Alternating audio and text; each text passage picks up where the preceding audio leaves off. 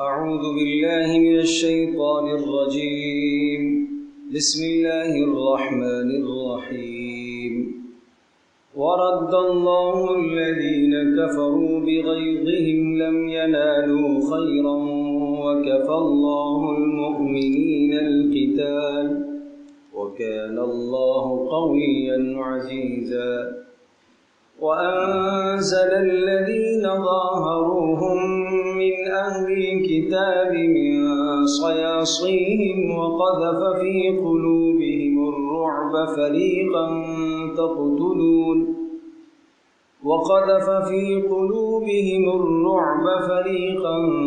تقتلون وتأسرون فريقا وأورثكم أرضهم وديارهم وأموالهم وأرضا لم تطئوها وكان الله على كل شيء قديرا. يا أيها النبي قل لأزواجك إن كنتن تردن الحياة الدنيا وزينتها فتعالين أمتعكن وأسرحكن سراحا جميلا. وإن كنتن تردن الله ورسوله والدار الآخرة فإن الله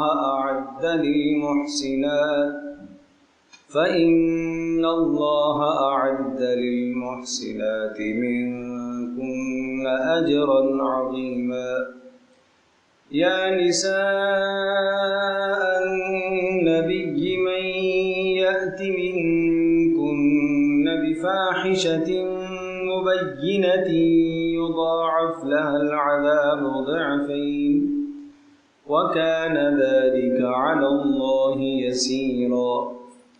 ومن يقنت منكن لله ورسوله وتعمل صالحا نؤتها أجرها مرتين وأعتدنا لها رزقا كريما. يا نساء النبي لستن كأحد من النساء إن اتقيتن فلا تخضعن بالقول فيطمع الذي في قلبه مرض وقلن قولا معروفا. وقرن في بيوتكن ولا تبرجن تبرج الجاهلية الأولى وأقمن الصلاة وآتين الزكاة وأطعن الله ورسوله إنما يريد الله ليذهب عنكم الرجس أهل البيت ويطهركم تطهيرا. واذكرن ما يتلى في بيوتكن من آيات الله والحكمة إن الله كان لطيفا خبيرا. ورد اللہ الذین کفروا بغیظہم لم ینالوا خیرا. بیان چل رہا تھا غزوہ احزاب کا کہ غزوہ احزاب یا غزوہ خندق میں قریش اور مشرکین عرب اور تمام کے تمام عرب کے قبائل اکٹھے ہو کر مدینہ منورہ پر چڑھائی اور حملہ کرنے کی غرض سے جمع ہو گئے. حضرت صلی اللہ تعالیٰ علیہ وسلم نے حضرت سلمان فارسی رضی اللہ تعالیٰ عنہ کے مشورے سے سامنے ایک خندق کھدوا دی اور اس خندق کی وجہ سے مشرکین کا جو دباؤ اور حملے کی جو سوچ تھی وہ خاک میں مل گئی. اور چونکہ اس خندق کو پار کر کے آنا، عبور کر کے گھوڑے سمیت آنا مشکل تھا، اس لیے آمنے سامنے بیٹھ گئے، ایک طرف مسلمان اور خندق کے پار مشرکین کافر.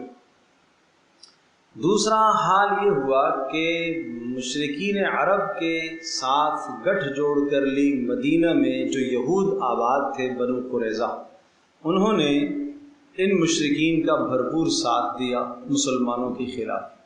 تو مسلمانوں کو اس وقت دو دشمنوں سے سابقہ پڑ گیا، ایک تو سامنے سے مشرکین کا اور دوسرا اندر سے جو یہودی مسلمانوں کے خلاف اٹھ کھڑے ہوئے اور انہوں نے مشرکین کے ساتھ گٹھ جوڑ کر لی۔ تو اس وجہ سے مسلمانوں کو دوسری تشویف یہاں سے اور پریشانی کا سامنا یہ تھا۔ بہرحال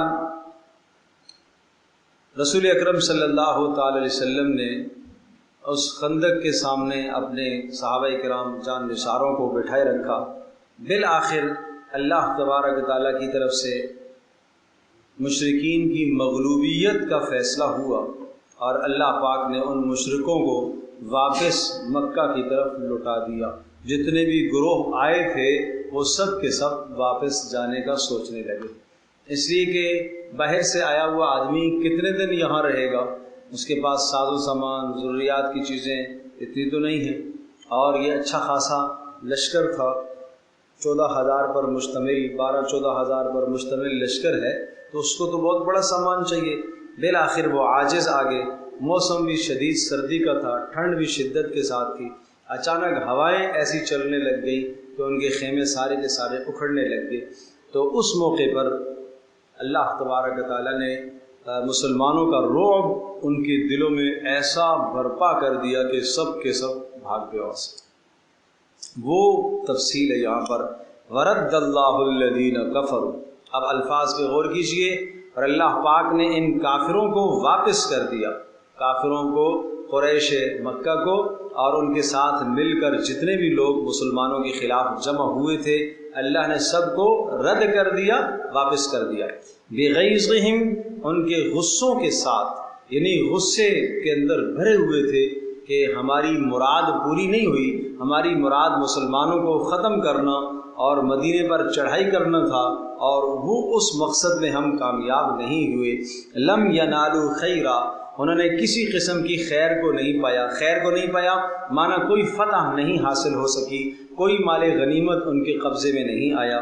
وَكَفَى اللَّهُ الْمُؤْمِنِينَ الْقِتَالَ، اور اللہ پاک ایمان والوں کی جانب سے کافی ہو گیا، القتال یعنی جنگ کے طور پر اللہ پاک کافی ہو گیا۔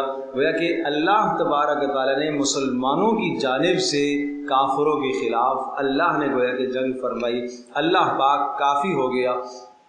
یوں سمجھ لیجئے کہ حضرت شاہ عبد القادر رحمۃ اللہ علیہ نے اس کا ترجمہ یوں کیا کہ اللہ پاک نے مسلمانوں کی جانب سے جنگ کو، قتال کو اپنے اوپر لے لیا، اپنے اوپر لے لیا کہ میرا کام ہے ان کو شکست دینا، ان کو واپس کرنا۔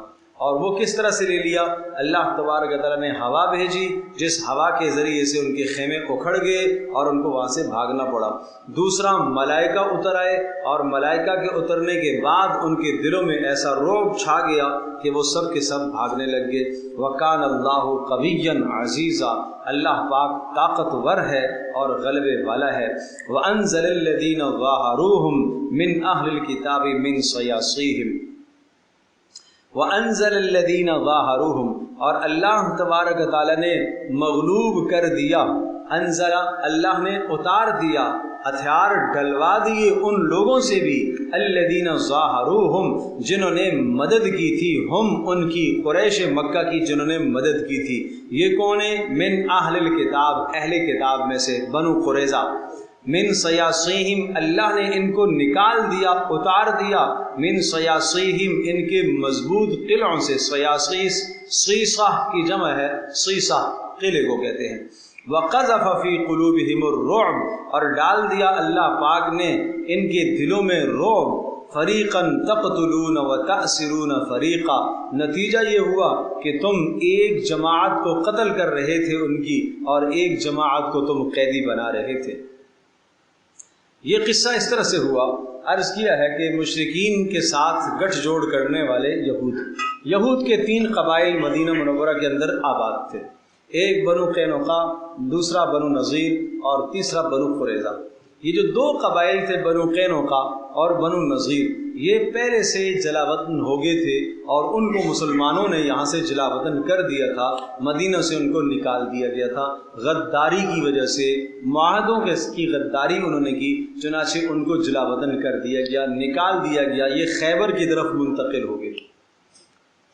اب وہاں سے جا کر انہوں نے جنگ بڑھکائی۔ یہ جو غزوہ احزاب ہے، یہ ایک طرف تو مشرکین تھے، لیکن دوسرا اس میں بہت بڑا کردار تھا، اس جنگ کو بھڑکانے کے اندر یہود کا بڑا کردار تھا، اور یہود نے مشرکین سے کہا، قریش سے، کہ آپ باہر سے آؤ اور ہم اندر سے آئیں گے اور مل کر ان مسلمانوں کو ہم پیٹیں گے، ان کا خاتمہ کریں گے۔ تو اس طرح سے جنگ کے بھڑکانے میں ان یہودی قبائل کا بہت بڑا اثر تھا، جنگ کے بھڑکانے میں بڑا کردار تھا ان کا۔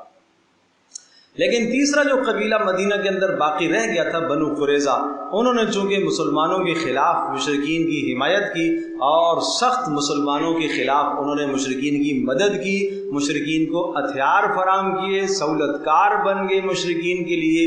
تو اب جب مشرکین غزوہ خندق میں اس خندق کے سامنے سے جب واپس چلے گئے اور وہ مکہ کی طرف چلے گئے، اور وہ سارا جو طوفان آیا ہوا تھا وہ سب کا سب چھٹ گیا، رسول اللہ صلی اللہ تعالیٰ علیہ وسلم نے صحابہ کو حکم دیا، سب نے ہتھیار اتارے، ظہر کا وقت تھا، آپ نے غسل فرمایا، اس لیے کہ اتنے دن سے جو ہے ہتھیار پہنے گرد و غبار گردہ، تو اس میں یقیناً انسان کی طبیعت میں تکدر ہوتا ہی ہے اور آدمی نشاط چاہتا ہے۔ تو آپ علیہ الصلوۃ والسلام نے غسل فرمایا اور ظہر کی نماز ادا ہوئی تو حضرت جبریل علیہ السلام آ گئے۔ اللہ کے رسول، ابھی تک تو ملائکہ نے ہتھیار نہیں اتارے اور آپ نے ہتھیار اتار دیے، آپ لوگوں نے ہتھیار اتار دیے، فرشتوں نے ابھی تک ہتھیار نہیں اتارے۔ تو پھر کہا کیا کرنا ہے؟ کہا یہ بنو قریظہ جنہوں نے وعدے کی خلاف ورزی کی ہے، غداری کی ہے، ان کے خلاف قتال کا، جہاد کا آپ کو حکم ہے۔ آپ نے اعلان فرما دیا، چلو بھائی کوئی بھی آدمی یہاں نہ رکے، سیدھے بنو قریظہ کی بستی میں پہنچو، عصر کی نماز وہاں پہنچ کے پڑھ لیں۔ صحابہ بھاگے، رسول اللہ صلی اللہ تعالیٰ علیہ وسلم کی اتباع کرتے ہوئے، آپ علیہ السلام کی پیروی کرتے ہوئے آپ بھاگے اور گئے، اور راستے میں کچھ نکلنے میں، تیاری کرنے میں تاخیر ہو گئی، ظاہر دوبارہ سے مستعد ہونا، اسلحہ پہننا اور دوبارہ سے اس نظام کو بنانے میں کچھ تھوڑی سی تاخیر تو ہو گئی۔ تو راستے میں عصر کی نماز کا وقت آ گیا، عصر کی نماز کا وقت آ گیا، جو لوگ جا رہے تھے تو اب دو جماعتیں بن گئی، بھئی عصر کی نماز راستے میں پڑھ لیں یا نہ پڑھیں، یا وہاں جا کے پڑھیں۔ اللہ کے نبی نے فرمایا تھا بنو قریظہ کی بستی میں جا کے عصر کی نماز پڑھنی ہے۔ ایک جماعت نے کہا ہم تو نہیں پڑھیں گے، چاہے قضا ہو جائے، بنو قریظہ کی بستی میں پہنچ کے پڑھیں گے، چونکہ اللہ کے نبی نے یہ فرمایا۔ دوسری جماعت نے یہ کہا کہ بھائی مقصود رسول پاک صلی اللہ علیہ وسلم کا یہ تھا کہ تمہیں جلدی جانا چاہیے تاکہ عصر میں یہاں پہنچ جاؤ، یہ معنی تو نہیں تھا کہ راستے میں اگر نماز کا وقت آ جائے تو نہیں پڑھو۔ لہٰذا انہوں نے راستے میں نماز پڑھ لی۔ ایک جماعت نے، کچھ لوگوں نے نہیں پڑھی اور کچھ نے پڑھ لی، کچھ نے وہاں جا کے پڑھی۔ رسول اکرم صلی اللہ علیہ وسلم کے پاس یہ خبر آئی، آپ علیہ السلام نے فرمایا دونوں درست ہیں، دونوں کی نیت نبی کی فرما برداری ہے، اس اختلاف کو رحمت کہا گیا ہے۔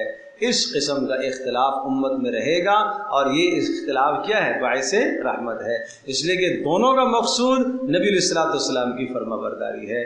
تو آج دنیا کہتی ہے اختلاف، علماء میں اختلاف، تو بھائی اختلاف ذاتیات پر نہیں آنا چاہیے، ذاتیات تک نہ نوبت پہنچے، اس طرح کا اختلاف ہو۔ یہی اختلاف امام ابو حنیفہ رحمۃ اللہ علیہ کا، امام شافعی رحمۃ اللہ علیہ کا، امام مالک رحمۃ اللہ علیہ کا، امام احمد بن حنبل رحمۃ اللہ علیہ کا، ائمہ اربعہ کے جو اختلافات ہیں وہ اسی نوعیت کے اختلافات ہیں، اور ان اختلافات کو رحمت کہا گیا۔ اس اختلاف کو اچھالنا اور اس اختلاف کو سامنے رکھ کر دین پر قدغن لگانا اور دین والوں پر قدغن لگانا کہ جناب یہ تفرقہ بازی کر رہے ہیں، یہ جناب علماء تفرقہ کر رہے ہیں۔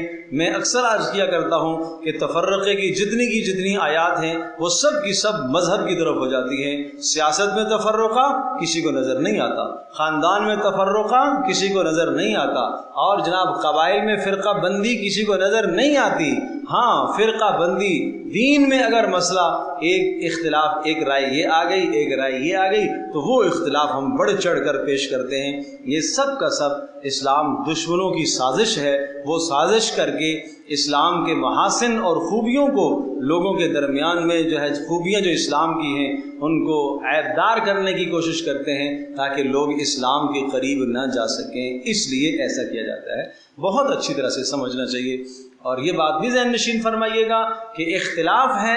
آج لوگ کہتے ہیں کس کی بات سنیں، یہ کچھ کہہ رہا ہے، یہ کچھ کہہ رہا ہے، یہ کچھ کہہ رہا ہے، عمل کرو بھائی کرنا ہی نہیں ہے۔ شاباش، یہ بڑا اچھا سوچا آپ نے اور بڑی اچھی سوچ سوچی۔ ایک ڈاکٹر ہے، صبح اسی سیٹ پر ڈاکٹر بیٹھتا ہے، اس کی الگ رائے ہے، شام کو اسی سیٹ پر ڈاکٹر بیٹھتا ہے، اس کی دوسری رائے ہے، اگلے دن جو ڈاکٹر وہیں بیٹھا ہوا ہے اسی ہاسپٹل میں اس کی الگ رائے ہے۔ وہاں تو کوئی نہیں کہتا چھوڑو جی علاج ہی نہیں کرانا ہے، مر جائیں گے نہیں کرانا علاج، نہ کراؤ نا۔ وہاں نہیں اچھے سے اچھا ڈھونڈتے ہیں، نہیں بھائی یہ اس کی اپنی تحقیق ہے، اس کی اپنی تحقیق ہے، اس کی اپنی رائے ہے، اس کی اپنی معلومات ہے، وہاں ہم 10 ہیلے حجت اور 10 جواب ڈھونڈ لیتے ہیں، لیکن دین کے مسئلے میں اندر چونکہ خود چور بیٹھا ہوا ہوتا ہے اس لیے عمل کرنے سے کتراتے ہیں۔ اس لیے میرے عزیزو اختلاف کو سمجھنا چاہیے، اختلاف کس نوعیت کا ہے اس کو سمجھنا چاہیے۔ یہ اختلاف باعث رحمت ہے، باقی ذاتیات پر نہیں آنا چاہیے، بالکل نہیں آنا چاہیے۔ کس نے کہا ذاتیات پر آئیں؟ نہ آئیں نا، سمجھے بھائی؟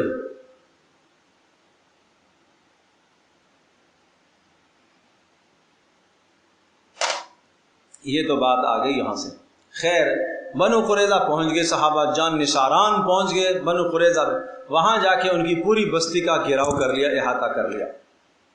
چلو بھائی اب تم نے غداری کی ہے نا، اور غداروں کی سزا قتل ہے، غداروں کی سزا قتل ہے۔ کیوں غداری کی ہے؟ اور گزشتہ کتاب کے اندر بھی یہ غداروں کی سزا قتل تھی، لہٰذا اب جب محاصرہ کیا گیا تو بالآخر وہ بھی عاجز آگے، قلعے کے اندر محفوظ ہیں کہ اگر کتنے دن تک کھانے پینے کی اشیاء تو باہر سے لاؤ گے، باہر صحابہ کا محاصرہ ہے۔ اب مائل ہو گئے صلح کی طرف، صلح کی طرف مائل ہو گئے کہ بھائی چلو ٹھیک ہے، اگر صلح کی بات بن جاتی ہے تو ہم صلح کے لیے تیار ہیں۔ اچھا بھائی صلح کے لیے تیار ہیں، کیا صورت ہوگی؟ کہنے لگے سعد بن معاذ ہمارے بارے میں جو فیصلہ کریں گے ہمیں تسلیم۔ کون فیصلہ کرے؟ سعد بن معاذ۔ سعد بن معاذ رضی اللہ تعالیٰ عنہ قبیلہ اوس کے سردار تھے۔ اوس اور خزرج 2 قبائل تھے نا مدینہ کے اندر، یہ اوس کے سردار تھے۔ اور سعد بن معاذ کا جو قبیلہ اوس تھا، قبیلہ اوس کے بنو قریظہ کے ساتھ حلیفانہ تعلقات تھے، اور حلیفانہ تعلقات کا مطلب بڑے گہرے مراسم ہوتے تھے، تو لہٰذا سعد بن معاذ ہمارے بارے میں نرم فیصلہ کرے گا، اس لیے انہوں نے سعد بن معاذ کو اپنا فیصل اور اپنا حکم تسلیم کر دیا۔ سعد بن معاذ رضی اللہ تعالیٰ عنہ سے پوچھا آپ علیہ السلام نے، ہاں سعد کیا فیصلہ ہے آپ کے بارے میں؟ انہوں نے آپ کو حکم بنایا ہے، کیا فیصلہ کرو گے؟ انہوں نے کہا اللہ کے رسول جو جنگجو ہیں ان کو قتل کیا جائے گا اور باقیوں کو قیدی بنایا جائے گا۔ پھر یہی فیصلہ ہوا سعد بن معاذ کے کہنے کے مطابق۔ اور ایک اور بات سنو، ایک اور بات سنو، جب خندق کے آمنے سامنے مشرکین تھے، ادھر مسلمان تھے، کچھ آمنے سامنے سے تیر اندازی ہوتی رہی، اس میں سعد کو ایک زخم لگا، سعد کو زخم لگا اور وہ زخم سے خون نکلنے لگا، اور جب خون نکلنے لگا تو کچھ حالت اچھی نہیں تھی، تو دعا کی یا اللہ اگر اس زخم سے میری موت اور شہادت لکھی ہوئی ہے تو اے اللہ شہادت تو تسلیم ہے، لیکن مجھے اس وقت تک زندہ رکھ میں ان ظالموں کا حشر بنو قریظہ کا دیکھ سکوں۔ ان سے ہمارے حلیفانہ تعلقات تھے، ان تعلقات کی بھی انہوں نے رعایت نہیں رکھی ہے۔ حلیفانہ تعلقات کا مطلب یہ تھا کہ آپ ہمارے خلاف کسی کی مدد نہیں کرو گے، انہوں نے کیوں مدد کی ہے؟ لہٰذا میں ان کا حشر دیکھنا چاہتا ہوں کہ اللہ کا فیصلہ کیا آتا ہے، اے اللہ اس وقت تک مجھے زندہ رکھ۔ وہ دعا سعد کی تھی، اور اللہ پاک نے سعد ہی کو حکم بنوا دیا، اور حکم بھی انہی کے ذریعے سے بنوایا۔ پھر سعد نے وہی فیصلہ کیا جو اللہ کی منشا تھی، وہ فیصلہ ہو گیا۔ اس کے بعد سعد کے زخم سے دوبارہ سے خون رسنا شروع ہوا اور سعد جام شہادت نوش کر گئے۔ اللہ کو پیارے ہو. کیوں صحابی کی وہ تمنا بھی پوری ہوئی ہے, شہادت کی تمنا بھی ہو گئی, وہ بھی پوری ہو گئی, اور وہ جو منظر تھا کہ میں اپنے نظروں سے دیکھنا چاہتا ہوں ان کا کیا حشر ہوتا ہے جنہوں نے ہمارے ساتھ غداری کی ہے. سمجھو بھائی, اللہ اکبر. تو یہ منظر یہاں پر بیان فرمایا. وَأَنزَلَ الَّذِينَ ظَاهَرُوهُمْ, اب دیکھیے گا ذرا ترجمہ. وَأَنزَلَ الَّذِينَ, اور اللہ نے مغلوب کر دیا, اللہ نے نکال دیا, اتار دیا, الذین, ان لوگوں کو, ظاہروہم, جنہوں نے حمایت کی, جنہوں نے مدد کی, ہم, ان کی, کن کی, مشرکین عرب کی. اور وہ مدد کرنے والے کون ہیں؟ من اہل الکتاب, اہل کتاب ہیں. کہاں سے نکالا اللہ نے ان کو؟ من صیاصیہم, ان کے مضبوط ترین قلعوں سے. وقذف فی قلوبہم الرعب, اور اللہ پاک نے ان کے دلوں میں مسلمانوں کا رعب پیدا کر دیا. وفریقا تقتلون, اے مسلمانوں ایک فریق کو ان میں سے, یہود کی ایک جماعت کو, کچھ کو تم قتل کر رہے تھے یعنی جنگجوؤں کو. وتاسرون فریقا, اور کچھ کو تم قیدی بنا رہے تھے. تاسرون, قیدی بنانا. کن کو قیدی بنا رہے تھے؟ یعنی عورتوں کو اور بچوں کو اور بوڑھوں کو جو نہیں لڑ سکتے تھے ان کو قیدی بنایا گیا. سمجھ میں آیا بھائی؟ اب مزید سنو. اللہ اکبر. اللہ پاک اپنے ماننے والے اور رسول اللہ صلی اللہ علیہ وسلم پر جان نچھاور کرنے والوں کی کیا عزت کرتا ہے اللہ. وَأَوْرَثَكُمْ أَرْضَهُمْ وَدِيَارَهُمْ, کیا خوشخبریاں ہیں, کیا خوشخبریاں ہیں ان صحابہ کرام رضی اللہ عنہم اجمعین کے لیے. وَأَوْرَثَكُمْ, اور اللہ تمہیں وارث بنائے گا, أَرْضَهُمْ, ان یہود کی زمینوں کا اللہ تمہیں وارث بنائے گا. لہذا بنو قریظہ کی بستی پر قبضہ ہوا, اور پھر اللہ تمہیں وارث بنائے گا. وَدِيَارَهُمْ, ان کے سب گھروں کا اور ان کے تمام بلاد اور شہروں کا اللہ تمہیں وارث بنائے گا. یہ غزوہ احزاب ہوا ہے 5 میں, پھر اس کے بعد 6 میں حدیبیہ کا معاملہ تھا اور وہ معاہدہ ہوا, اور یوں سمجھ لیجئے گا کہ 7 میں پھر یہ خیبر فتح ہو گیا, جو یہودیوں کا گڑھ تھا, جو یہودیوں کا گڑھ تھا خیبر, یہ سارا کا سارا فتح ہو. 7-8 میں یہ فتح. اب کچھ بھی نہیں بچے, اب ان کی قبر ٹوٹ گئی ہے. فرمایا وَأَوْرَثَكُمْ أَرْضَهُمْ, اللہ تمہیں وارث بنائے گا ان کی زمینوں کا اور ان کے بلاد اور شہروں کا. وَأَمْوَالَهُمْ, ان کے مالوں کا. وَأَرْضًا لَمْ تَطَئُوهَا, اور ان زمینوں کا بھی اللہ تمہیں وارث بنائے گا جن کے پاس ابھی تک آپ نہیں پہنچ سکے, جہاں آپ کے قدم نہیں پڑے. یہ روم کی زمینیں, فارس کی زمینیں, یہ سب اللہ تمہیں عطا کرے گا.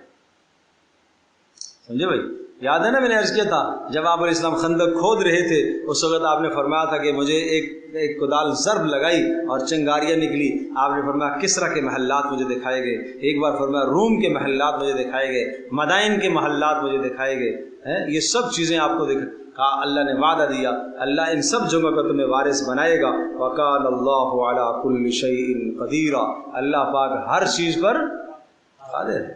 اللہ کے لیے کیا مشکل ہے. سبحان اللہ. کاش آج مومن اس ایمان پر آ جائے تو اللہ کی مدد آئے گی, اور دنیا کے خزانے اس کے قدموں میں کیوں نہیں ڈھیر ہوں گے. اللہ نہیں بدلا بھائی, اللہ کے ضابطے نہیں بدلے, اللہ کے قانون نہیں بدلے. آج بدل گیا تو مسلمان بدل گئے. یہاں یہ صورتحال ہے. وَقَذَفَ فِي قُلُوبِهِمُ الرُّعْبَ, اللہ پاک نے مسلمانوں کا رعب ان کے دلوں میں ڈال دیا ہے. آج مسلمان کے دل میں کافر کا رعب ہے. آج کافر بہادر نہیں ہے, کافر بہادر نہیں ہے, مسلمان بزدل ہو گیا ہے. مسلمان بزدل ہو گیا ہے, وہ بہادر نہیں ہے, وہ تو ہے ہی بزدل ہے, لیکن مسلمان بزدل ہو گئے. یا ایھا النبی قل لازواجک, سبحان اللہ, بڑے خوبصورت احکام, بڑے پیارے احکام ہیں ماؤں بہنوں کے لیے, امت مسلمہ کی بچیوں کے لیے, جوان بیٹیوں کے لیے, ماؤں کے لیے بڑے اہم احکام ہیں, بڑے اہم احکام. خوب دل و دماغ کی کھڑکیوں کو کھول کر ان احکام کو سنو اور نیت کرو یہاں سے اٹھنے سے پہلے ان احکامات پر عمل کرنا ہے. ماں بہنوں سے میری درخواست ہے, نیت کر کے اٹھیں, ان احکامات پر عمل کرنا ہے. آج سے پہلے اگر سستی ہو گئی ہے, آج سے ہم نے ان احکامات پر عمل کرنا ہے. اب ایک میں تمہید ذکر کرتا ہوں, پھر یہ احکام, بلکہ پہلے آپ ذرا ترجمہ ملاحظہ کیجئے تاکہ سمجھ میں آ جائے.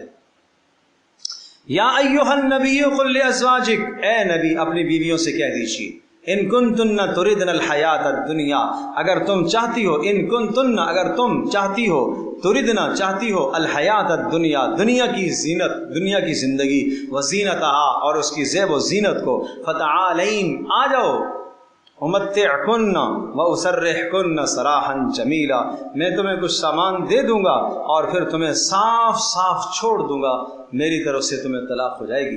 व इन कुंतुन्ना तुरिदना अल्लाह व रसूला, और अगर तुम अल्लाह और उसके रसूल को ही चाहती हो तो फिर, और वद्दार अल आखिरा, और आखिरत के घर को चाहती हो, फ़इन्नल्लाह अद्द लिल मुहसिनात, अल्लाह ने फिर मुहसिन औरतों के लिए, सब्र करने वालियों के लिए, नेक नेक औरतों के लिए बहुत बड़ा अजर तैयार करके रखा है। अब ये ज़हन नशीन फरमाइएगा, पीछे आयत जहाँ से रुकू शुरू हुआ था वहाँ बात थी लक़द कान लकुम फ़ी रसूलिल्लाहि उस्वतुन हसना, याद है? ये आयत नंबर क्या हो गई है? 21। लक़द कान लकुम फ़ी रसूलिल्लाहि उस्वतुन हसना, तुम्हारे लिए रसूल की ज़िंदगी में क्या है? बेहतरीन नमूना है। एक मर्द जिंदगी कैसे गुजारे, रसूल की जिंदगी नमूना है। एक औरत जिंदगी कैसे गुजारे, रसूल की जिंदगी नमूना है। एक देहाती, एक शहरी, एक अमीर, एक गरीब, कौन शख्स कैसी जिंदगी गुजारे, रसूल अकरम सल्लल्लाहु अलैहि वसल्लम की जिंदगी तुम्हारे लिए नमूना है। नहीं समझे बात? दुनिया का कोई इंसान ये नहीं कह सकता रसूलुल्लाह सल्लल्लाहु अलैहि वसल्लम तो बहुत बहुत बहुत बुलंद मकाम वाले थे, मैं वहाँ तक कैसे पहुँच सकता हूँ, वो आमाल कैसे कर सकता हूँ। रसूलुल्लाह ने ऐसे आसान आमाल बतलाए और किए, हर आदमी वो आमाल कर सकता है। नहीं समझे बात? सहाबी आए, कितनी नमाज पढ़ते हैं रात को रसूलुल्लाह सल्लल्लाहु अलैहि वसल्लम? हज़रत आयशा ने बताया, सोते भी हैं, पढ़ते भी हैं। रोज़ा कितना रखते हैं? कभी रखते भी हैं, कभी नहीं भी रखते हैं। साहबा ने कहा, ओह रसूलुल्लाह तो गुनाहों से बख्शे बख्शाए हैं, वो तो न भी रोज़ा रखें, वो तो न भी क़याम रात को करें, तो क्या ज़रूरत है आपको? जब वो बख्शे बख्शाए हैं तो रात को क़याम करते हैं, काफ़ी हिस्सा रात का, और रोज़े भी रखते हैं। हमें तो ज़्यादा रोज़े रखने चाहिए, इसलिए हम तो गुनहगार हैं। हमें तो रात को ज्यादा क़याम करना चाहिए। एक ने कहा सारी रात क़याम करूंगा, एक ने कहा सारे हमेशा रोजा रखूंगा, एक ने कहा शादी जिंदगी भर नहीं करूंगा। आप अलैहिस्सलाम को पता चला, आपने डांटा, आपने एतदाल सिखाया, कहा देखो मेरी जिंदगी तुम्हारे लिए नमूना है, मैं रोजा रखता भी हूँ, नहीं भी रखता, रात को क़याम भी करता हूँ, सोता भी हूँ, शादियां भी मैंने की हैं। मुशक्क़त में न पड़ो, एतदाल का रास्ता आपने समझाया। तो आम आदमी के लिए भी रसूलुल्लाह की जिंदगी क्या है? बोलो। आज अगर कोई आदमी, दुनिया का कोई बादशाह, बड़ा बादशाह हो जाए और उस बादशाह की जिंदगी को मेयार करार दिया जाए, भाई अपनी जिंदगी ऐसे बनाओ जैसे इस बादशाह की जिंदगी है, तो गरीब आदमी कहेगा भाई बादशाह के स्टैंडर्ड तक पहुंचना मेरा काम थोड़ी है, मैं कैसे पहुंच सकता हूं? है कि नहीं? है कि नहीं? आज कोई गरीब आदमी ये नहीं कह सकता कि मैं मोहम्मद रसूलुल्लाह सल्लल्लाहु अलैहि वसल्लम की ज़िंदगी को अपना नहीं सकता, इसलिए कि उनकी ज़िंदगी का मेयार बहुत बाला है, बहुत बुलंद है, मैं नहीं अपना सकता। नहीं, वो गरीब देखे उस घर में 3-3 माह चूल्हा नहीं जला है। वो गरीब देखे रसूलुल्लाह सल्लल्लाहु अलैहि वसल्लम के घर में 3-3 चांद आ जाते, चूल्हा नहीं जलता था, पकाने की कोई शय नहीं होती थी।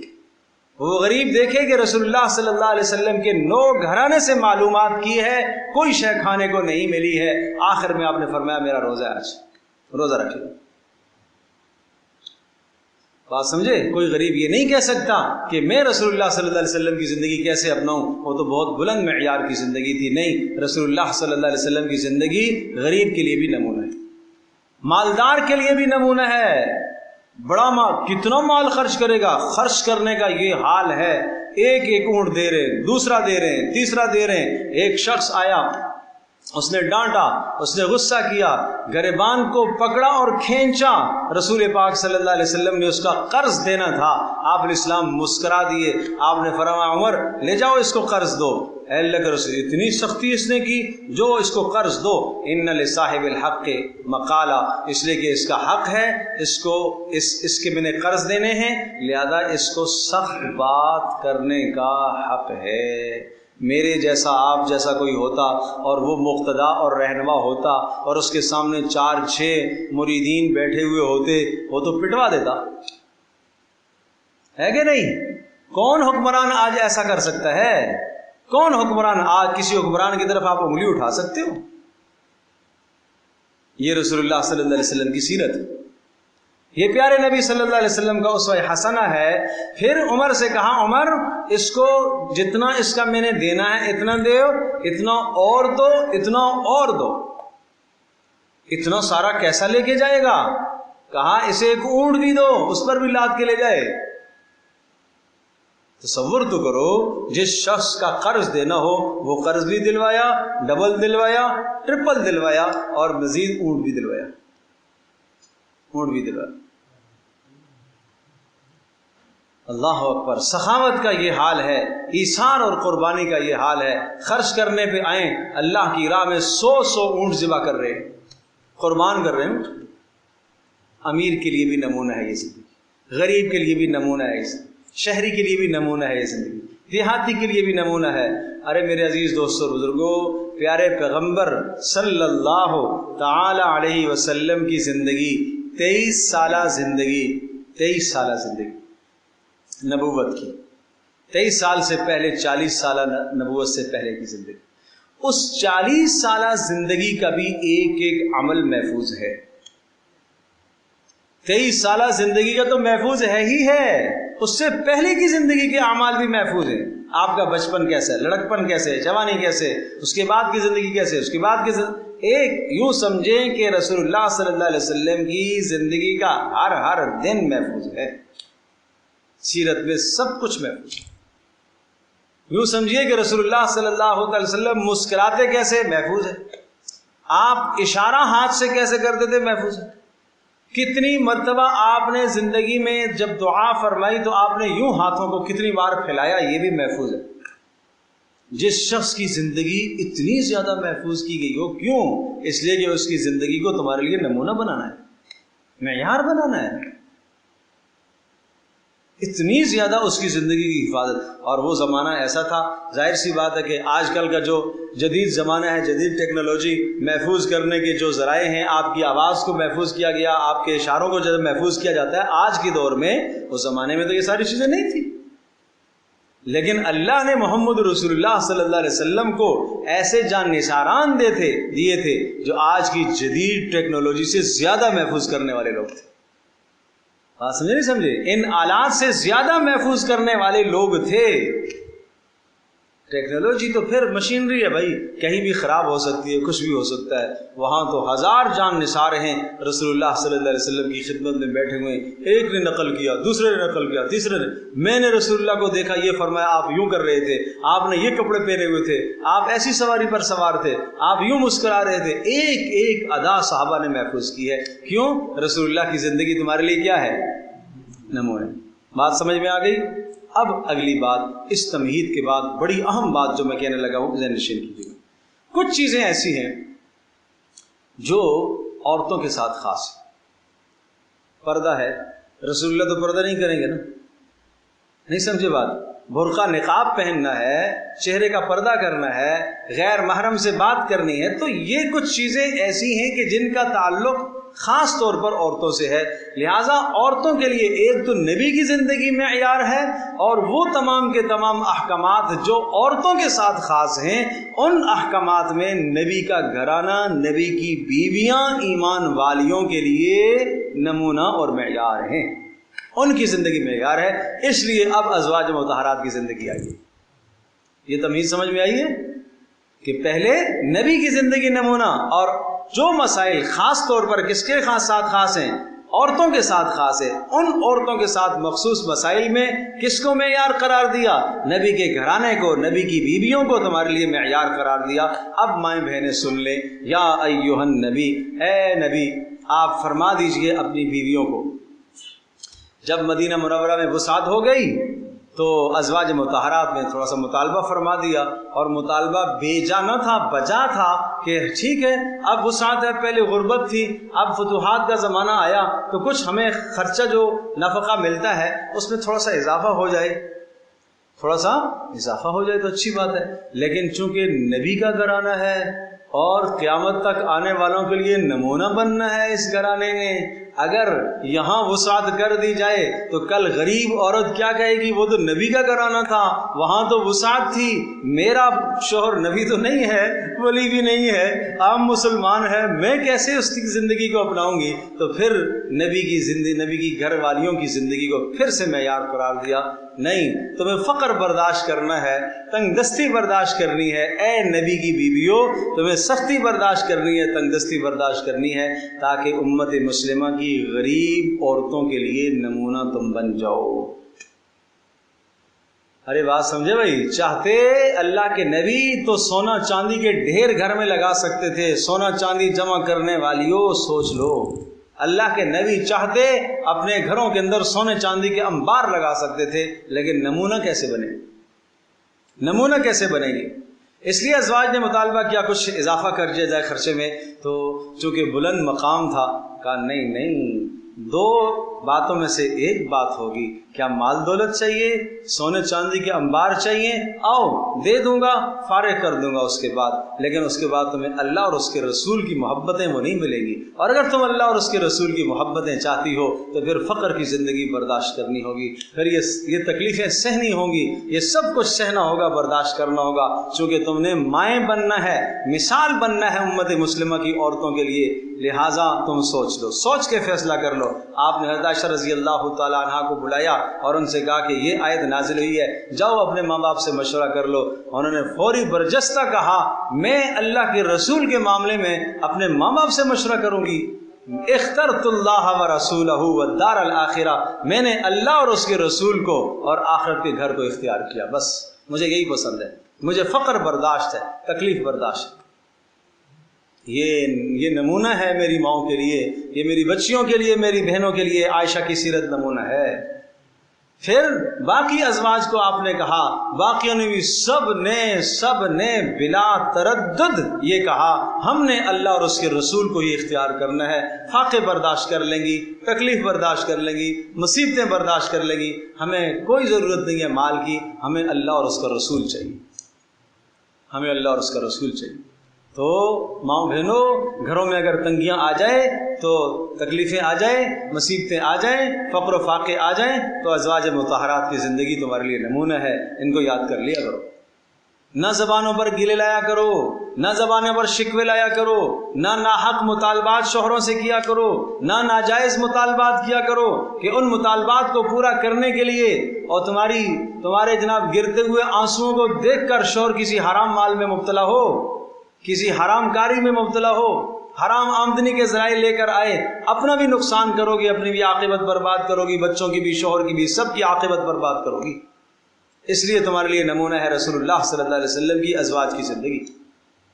بہت غور سے سنو، اب ملاحظہ کیجئے، ترجمہ ملاحظہ کیجئے۔ یا ایھا النبی، اے نبی، قل لازواجک، آپ اپنی بیویوں سے کہہ دیجئے، ان کنتن تردن الحیات الدنیا، اگر تم چاہتی ہو دنیا کی زندگی کو چاہتی ہو، وزینتہا، اور دنیا کی ٹیپ ٹاپ چاہتی ہو، اچھا کھانا چاہتی ہو، اچھا پہننا چاہتی ہو، اور اچھی رہائش تم چاہتی ہو، اگر تمہیں یہی چاہیے، فتعالین، کیا بتاؤں، وہاں گھر کا تو یہ حال تھا، کھڑے ہوتے تھے تو سر چھت کے ساتھ لگتا تھا، اور لیٹتے تھے تو ایک دیوار کے ساتھ سر لگتا تھا، پاؤں دوسری دیوار کے ساتھ لگتے تھے۔ یہ گھر کا حال تھا، یہ گھر کا حال تھا، 2 سے 3 افراد وہاں آ نہیں سکتے تھے، ایسے چھوٹے چھوٹے حجرے بنے ہوئے تھے۔ یہ ازواج مطہرات کے گھرانے تھے، یہ 9 گھرانے اس طرح تھے جو مثال تھے، یہ مثال تھے۔ کوئی یہ نہ کہے کہ وہ تو بہت بلند مقام تھے، ہم کیسے وہاں جا سکتی ہیں، یہ بہت بڑا سبق ہے، بہت بڑا سبق ہے ماؤں بہنوں، بہت بڑا سبق ہے، اپنی زندگیاں بدلو۔ ہمارے لیے یہ نمونہ ہے، آج کی بیٹی کے لیے، آج کی ماں کے لیے، آج کی جوان عورت کے لیے سیرت عائشہ رضی اللہ عنہا نمونہ ہے، یہ زندگی نمونہ ہے۔ آج فساق اور فجار کی عورتیں، آج مغرب اور یورپ کی بے حجاب اور بے حیا عورتیں تمہارے لیے نمونہ نہیں ہیں، آج وہ عورتیں تمہارے لیے نمونہ نہیں ہیں بھائی، وہ نہیں ہیں، وہ غلط جا رہی ہیں اور تم ان کے پیچھے چلو گی تو غلط ہے۔ اللہ اکبر اللہ اکبر۔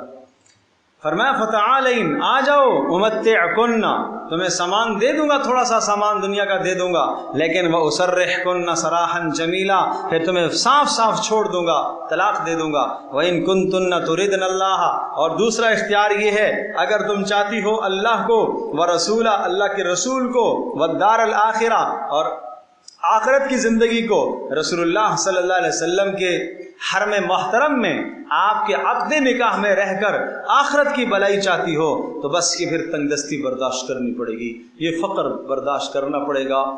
ہر بلند منصب اور مقام کی کچھ قیمت ہوا کرتی ہے، ہر بلند منصب اور مقام کی قیمت ہے، یہ قیمت آپ کو دینی پڑے گی۔ نہیں سمجھے بات؟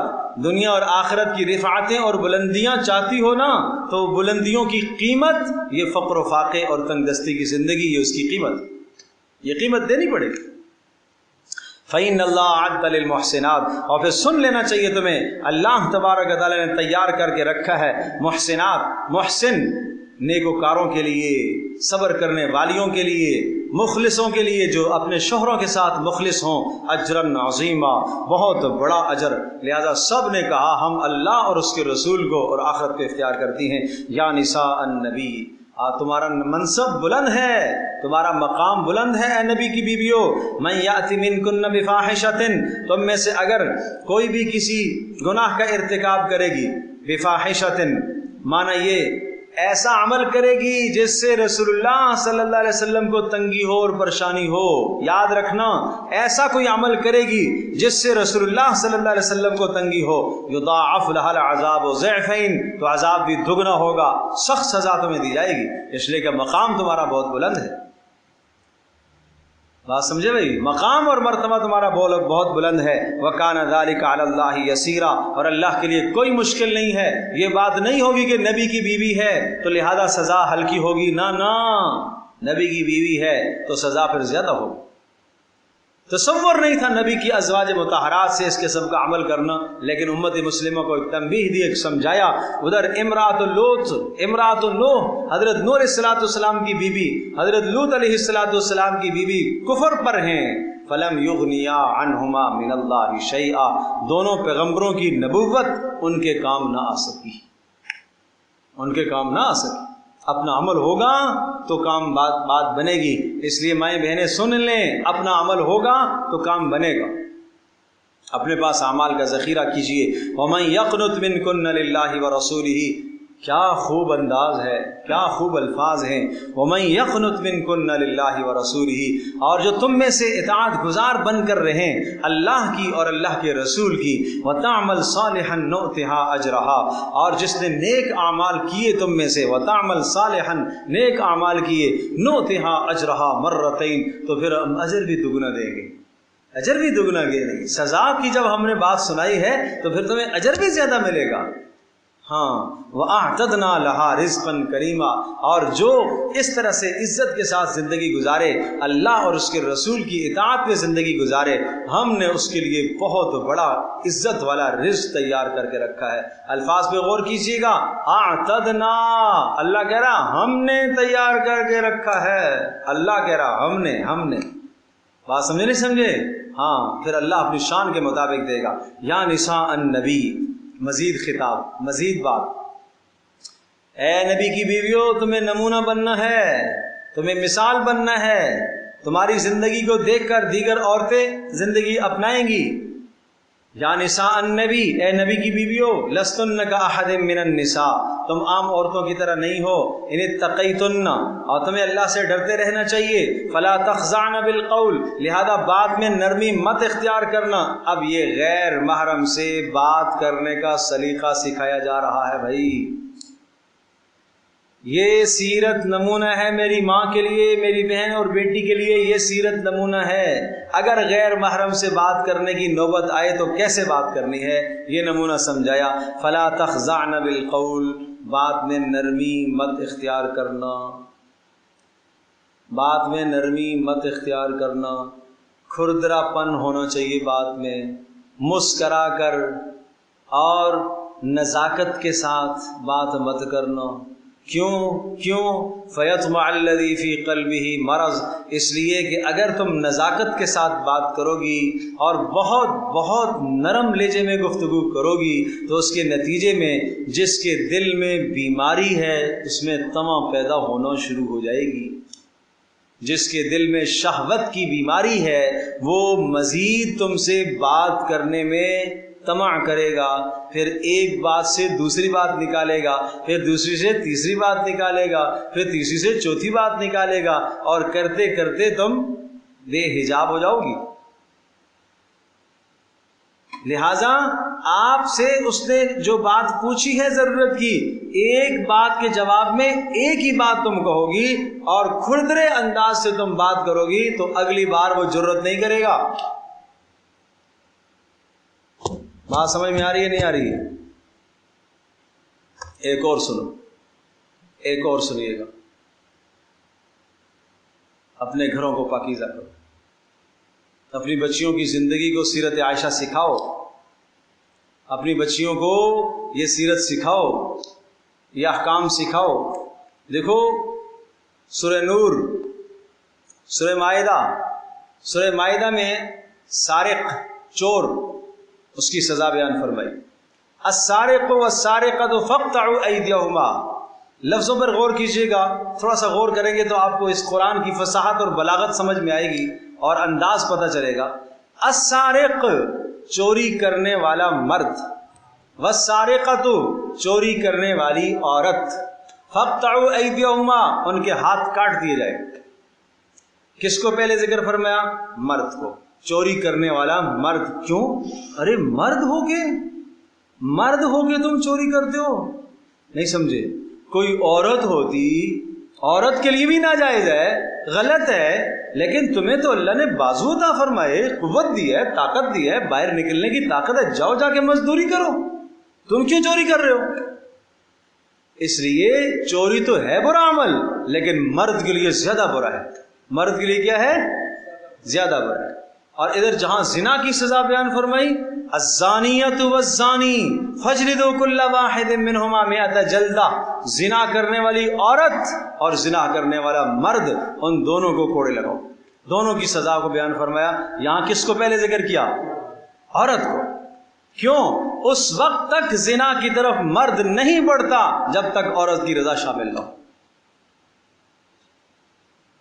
یہ عورت کو اس لیے ذکر کیا کہ عورت کی فطرت میں عفت اور پاک دامنی اس کی فطرت میں ہے. اس نے اپنی فطرتی حیا کو کیوں چھوڑا ہے؟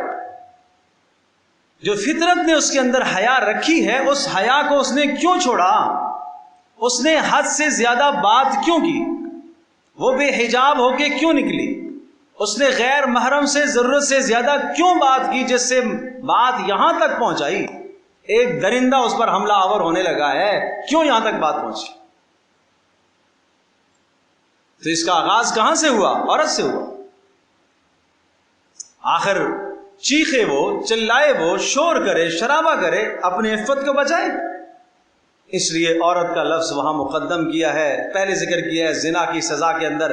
میں نے عرض کیا کہ جب تک عورت کی منشا شامل نہ ہو یہ برا عمل نہیں ہوتا.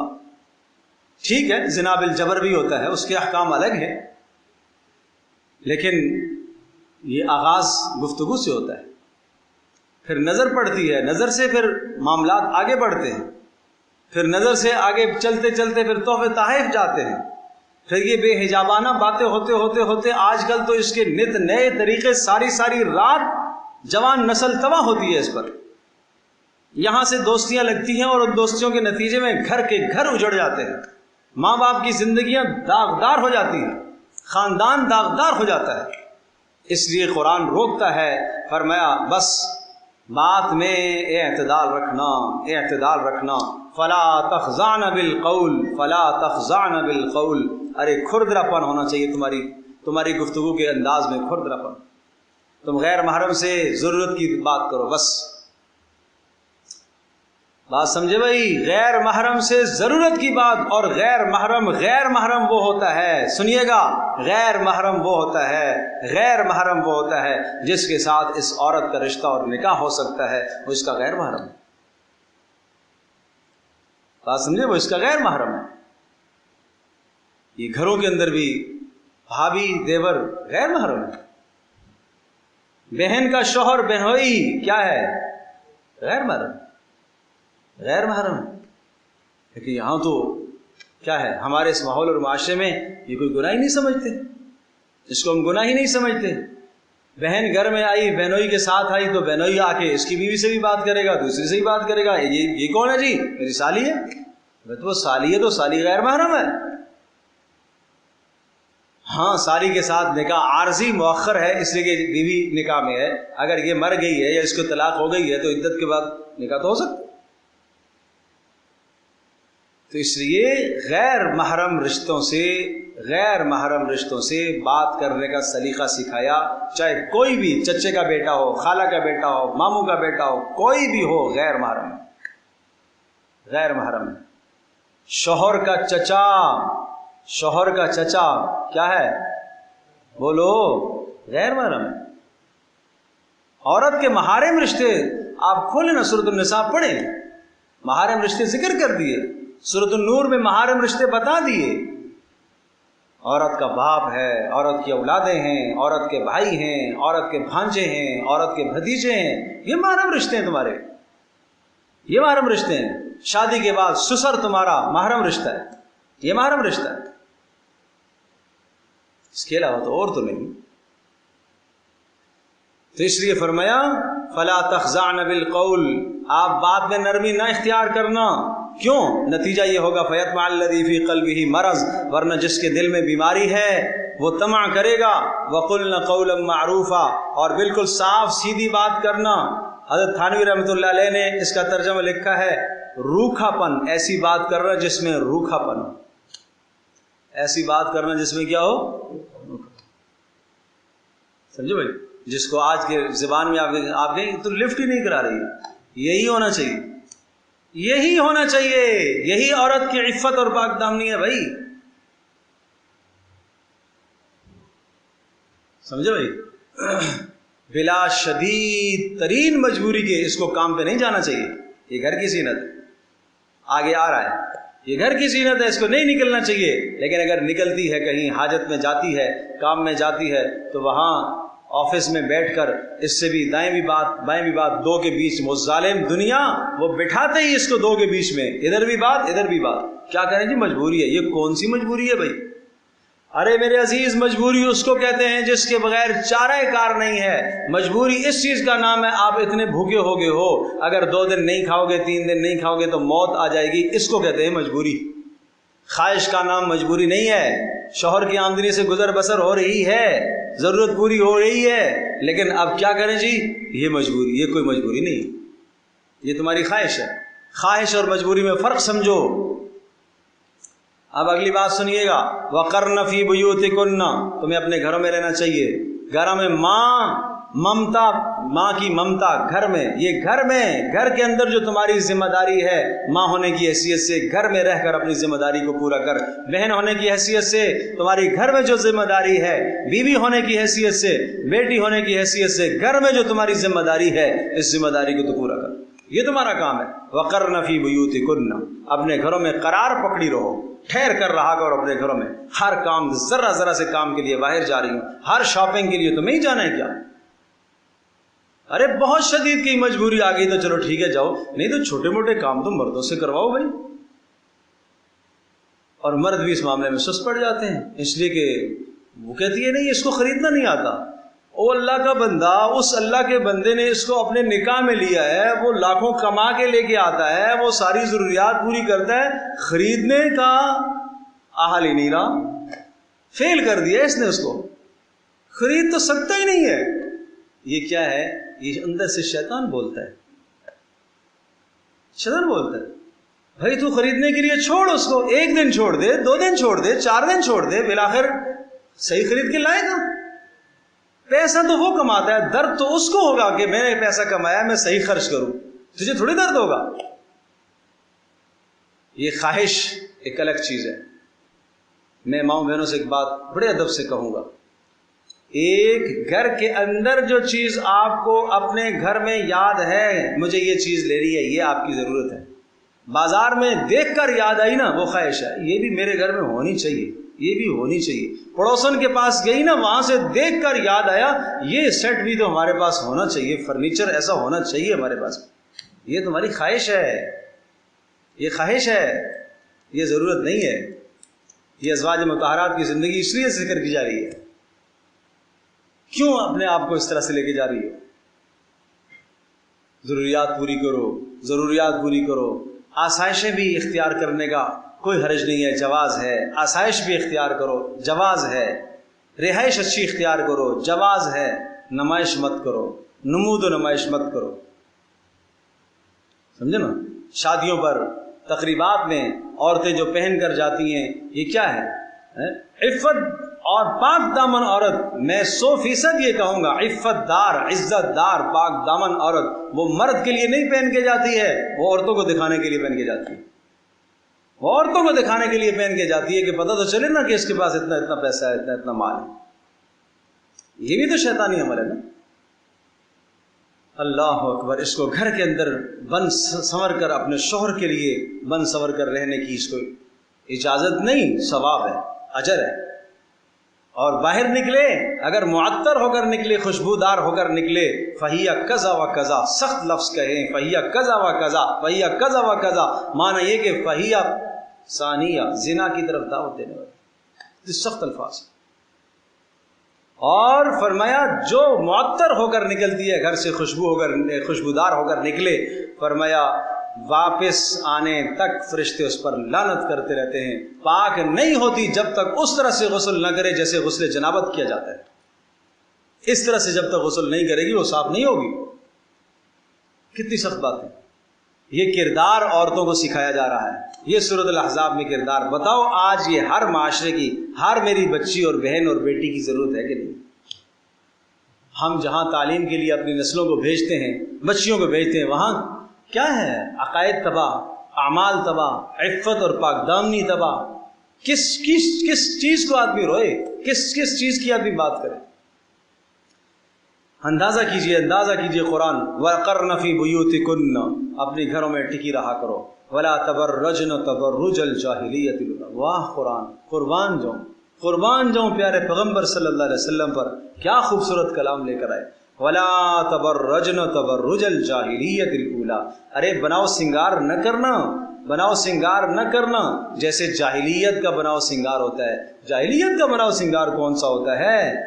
یہ پڑھی لکھی ہے, یہ اعلیٰ ڈگری والی خاتون ہے, یہ امریکہ سے پڑھ کے آئی ہے, یہ جناب لندن سے پڑھ کے آئی ہے, بہت اعلیٰ ڈگری ہے, لیکن اگر یہ زندگی اپنی خواہش کے مطابق قرآن و سنت سے ہٹ کر گزار رہی ہے تو یہ جاہلیت کی زندگی گزار رہی ہے.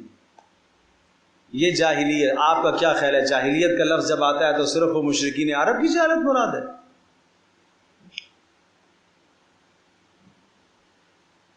تین چیزوں کو قرآن نے صاف جہالت کا ہے, جاہلیت کی زندگی کا ہے. تین چیزوں کو قرآن نے جاہلیت کی زندگی کا ہے. عورت کا بغیر پردے اور بغیر حجاب کے باہر نکلنا, اور اگر حجاب کے ساتھ نکلتی ہے تو حجاب اس کا پردہ معطر خوشبو کے ساتھ ہو, آراستہ و پیراستہ ہو کر, تاکہ مردوں کی نگاہ کا وہ مرکز بنے. اس طرح سے اگر نکلتی ہے تو وہ جاہلیت کی زندگی گزار رہی ہے. نمبر 2, افا حکم الجاہلیت یبغون, اللہ اور اس کے رسول کے قانون کے علاوہ کوئی اور قانون چاہنا, یہ جاہلیت کی زندگی. اذ جعل الذین کفروا فی قلوبہم الحمیۃ حمیۃ الجاہلیت الاولیٰ. تعصب, خاندانی تعصب, خاندانی برتری, میں اس خاندان سے ہوں اور اس کو باعث فخر سمجھے, یہ جاہلیت کی زندگی گزار رہا ہے. یہ کیا کر رہا ہے؟ جاہلیت کی زندگی. اس کا ایک حدیث سے بخاری شریف کی روایت ہے. سبحان اللہ, نکل گئی بات زبان سے. ابو ذر غفاری رضی اللہ تعالی عنہ ایک مرتبہ بلال رضی اللہ تعالی عنہ سے کہہ دیا, یبن السوداء, کالی کے بیٹے. حقیقت تو ہے نا, حبشہ کے رہنے والے تھے, اور ظاہر سی بات ہے کہ وہاں کے رہنے والے شکل کے کیا ہیں؟ کالے تو ہیں, تو یقیناً ماں کا رنگ بھی کیا ہوگا؟ کالا ہوگا. حقیقت تو ہے نا, لیکن عار ہے. کیا چیز ہے؟ طنز ہے, عار ہے. رسول اللہ صلی اللہ علیہ وسلم کی خدمت میں آئے بلال, کہا مجھے ابو ذر نے یہ کہا.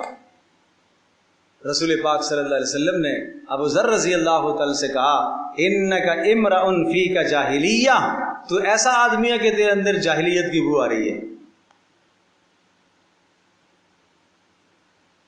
اور قربان جاؤں یہ میں سمجھتا ہوں، میں عرض کیا کرتا ہوں، ایسے مسائل صحابہ سے اللہ تبارک و تعالیٰ نے صادر کروائے ہیں تاکہ امت کے لیے نمونہ بنے. اب اس کے بعد غلطی تو ہو گئی، اس کے بعد ابو ذر رضی اللہ تعالیٰ عنہ لیٹ کے بلال کے راستے پر، اس وقت تک نہیں اٹھوں گا اللہ کی قسم جب تک بلال میرے رخسار پر پاؤں نہیں رکھے گا. میں نے کیوں کہا میں نے؟ آج میرے جیسا کوئی ہوتا ہم کہتے ہیں ہاں کالا تو ہے نا، آخر کالا تو ہے، میں نے کوئی غلط کہا ہے؟ ہم 10 دلائل لے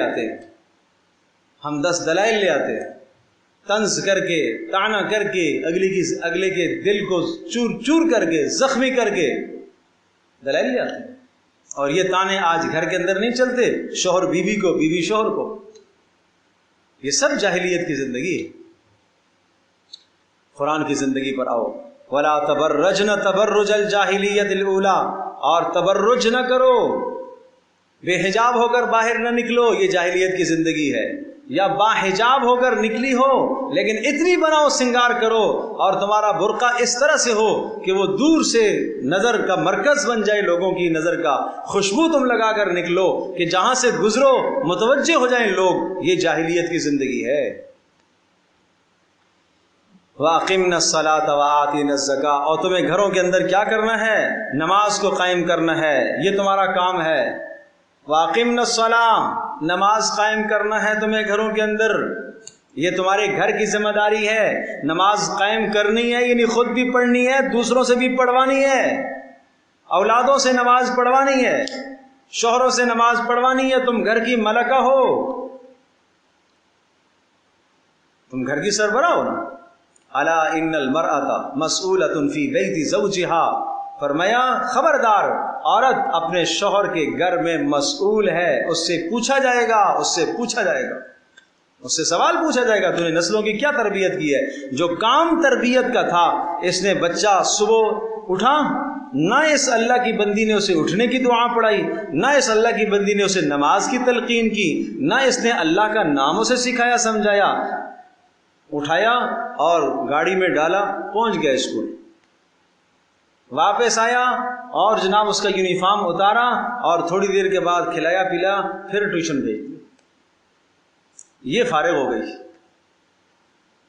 گئی. شام کو بچہ ہارا تھکا ہوا آیا، لیٹ گیا. اس نسل کی تربیت کون کرے گا؟ تعلیمی اداروں سے جو بچہ غلط اثر لے کر آیا ہے، اس کا عقیدہ جو خراب ہوا ہے، اس کی سوچ جو خراب کی ہے اس تعلیمی ادارے نے، آپ کیا کہیں گے کہ وہاں رسول اللہ صلی اللہ علیہ وسلم کی محبت ڈالی گئی، اس کے دل میں اللہ کی محبت ڈالی گئی، ماں باپ کا ادب و احترام ڈالا گیا، آخرت کا خوف ڈالا گیا، امانت اور دیانت اس بچے کے دل میں ڈالی گئی؟ نہیں ڈالی گئی. اور وہاں تو دہریہ بنانے کی سوچ ہوتی ہے. جو وہ غلط جراثیم لے کے آیا ہے، یہ غلط جراثیم پاک کرنا، صاف کرنا کس کا کام ہے؟ اس ماں کا کام. یہ گھر کی ذمہ داری ہے اس کی.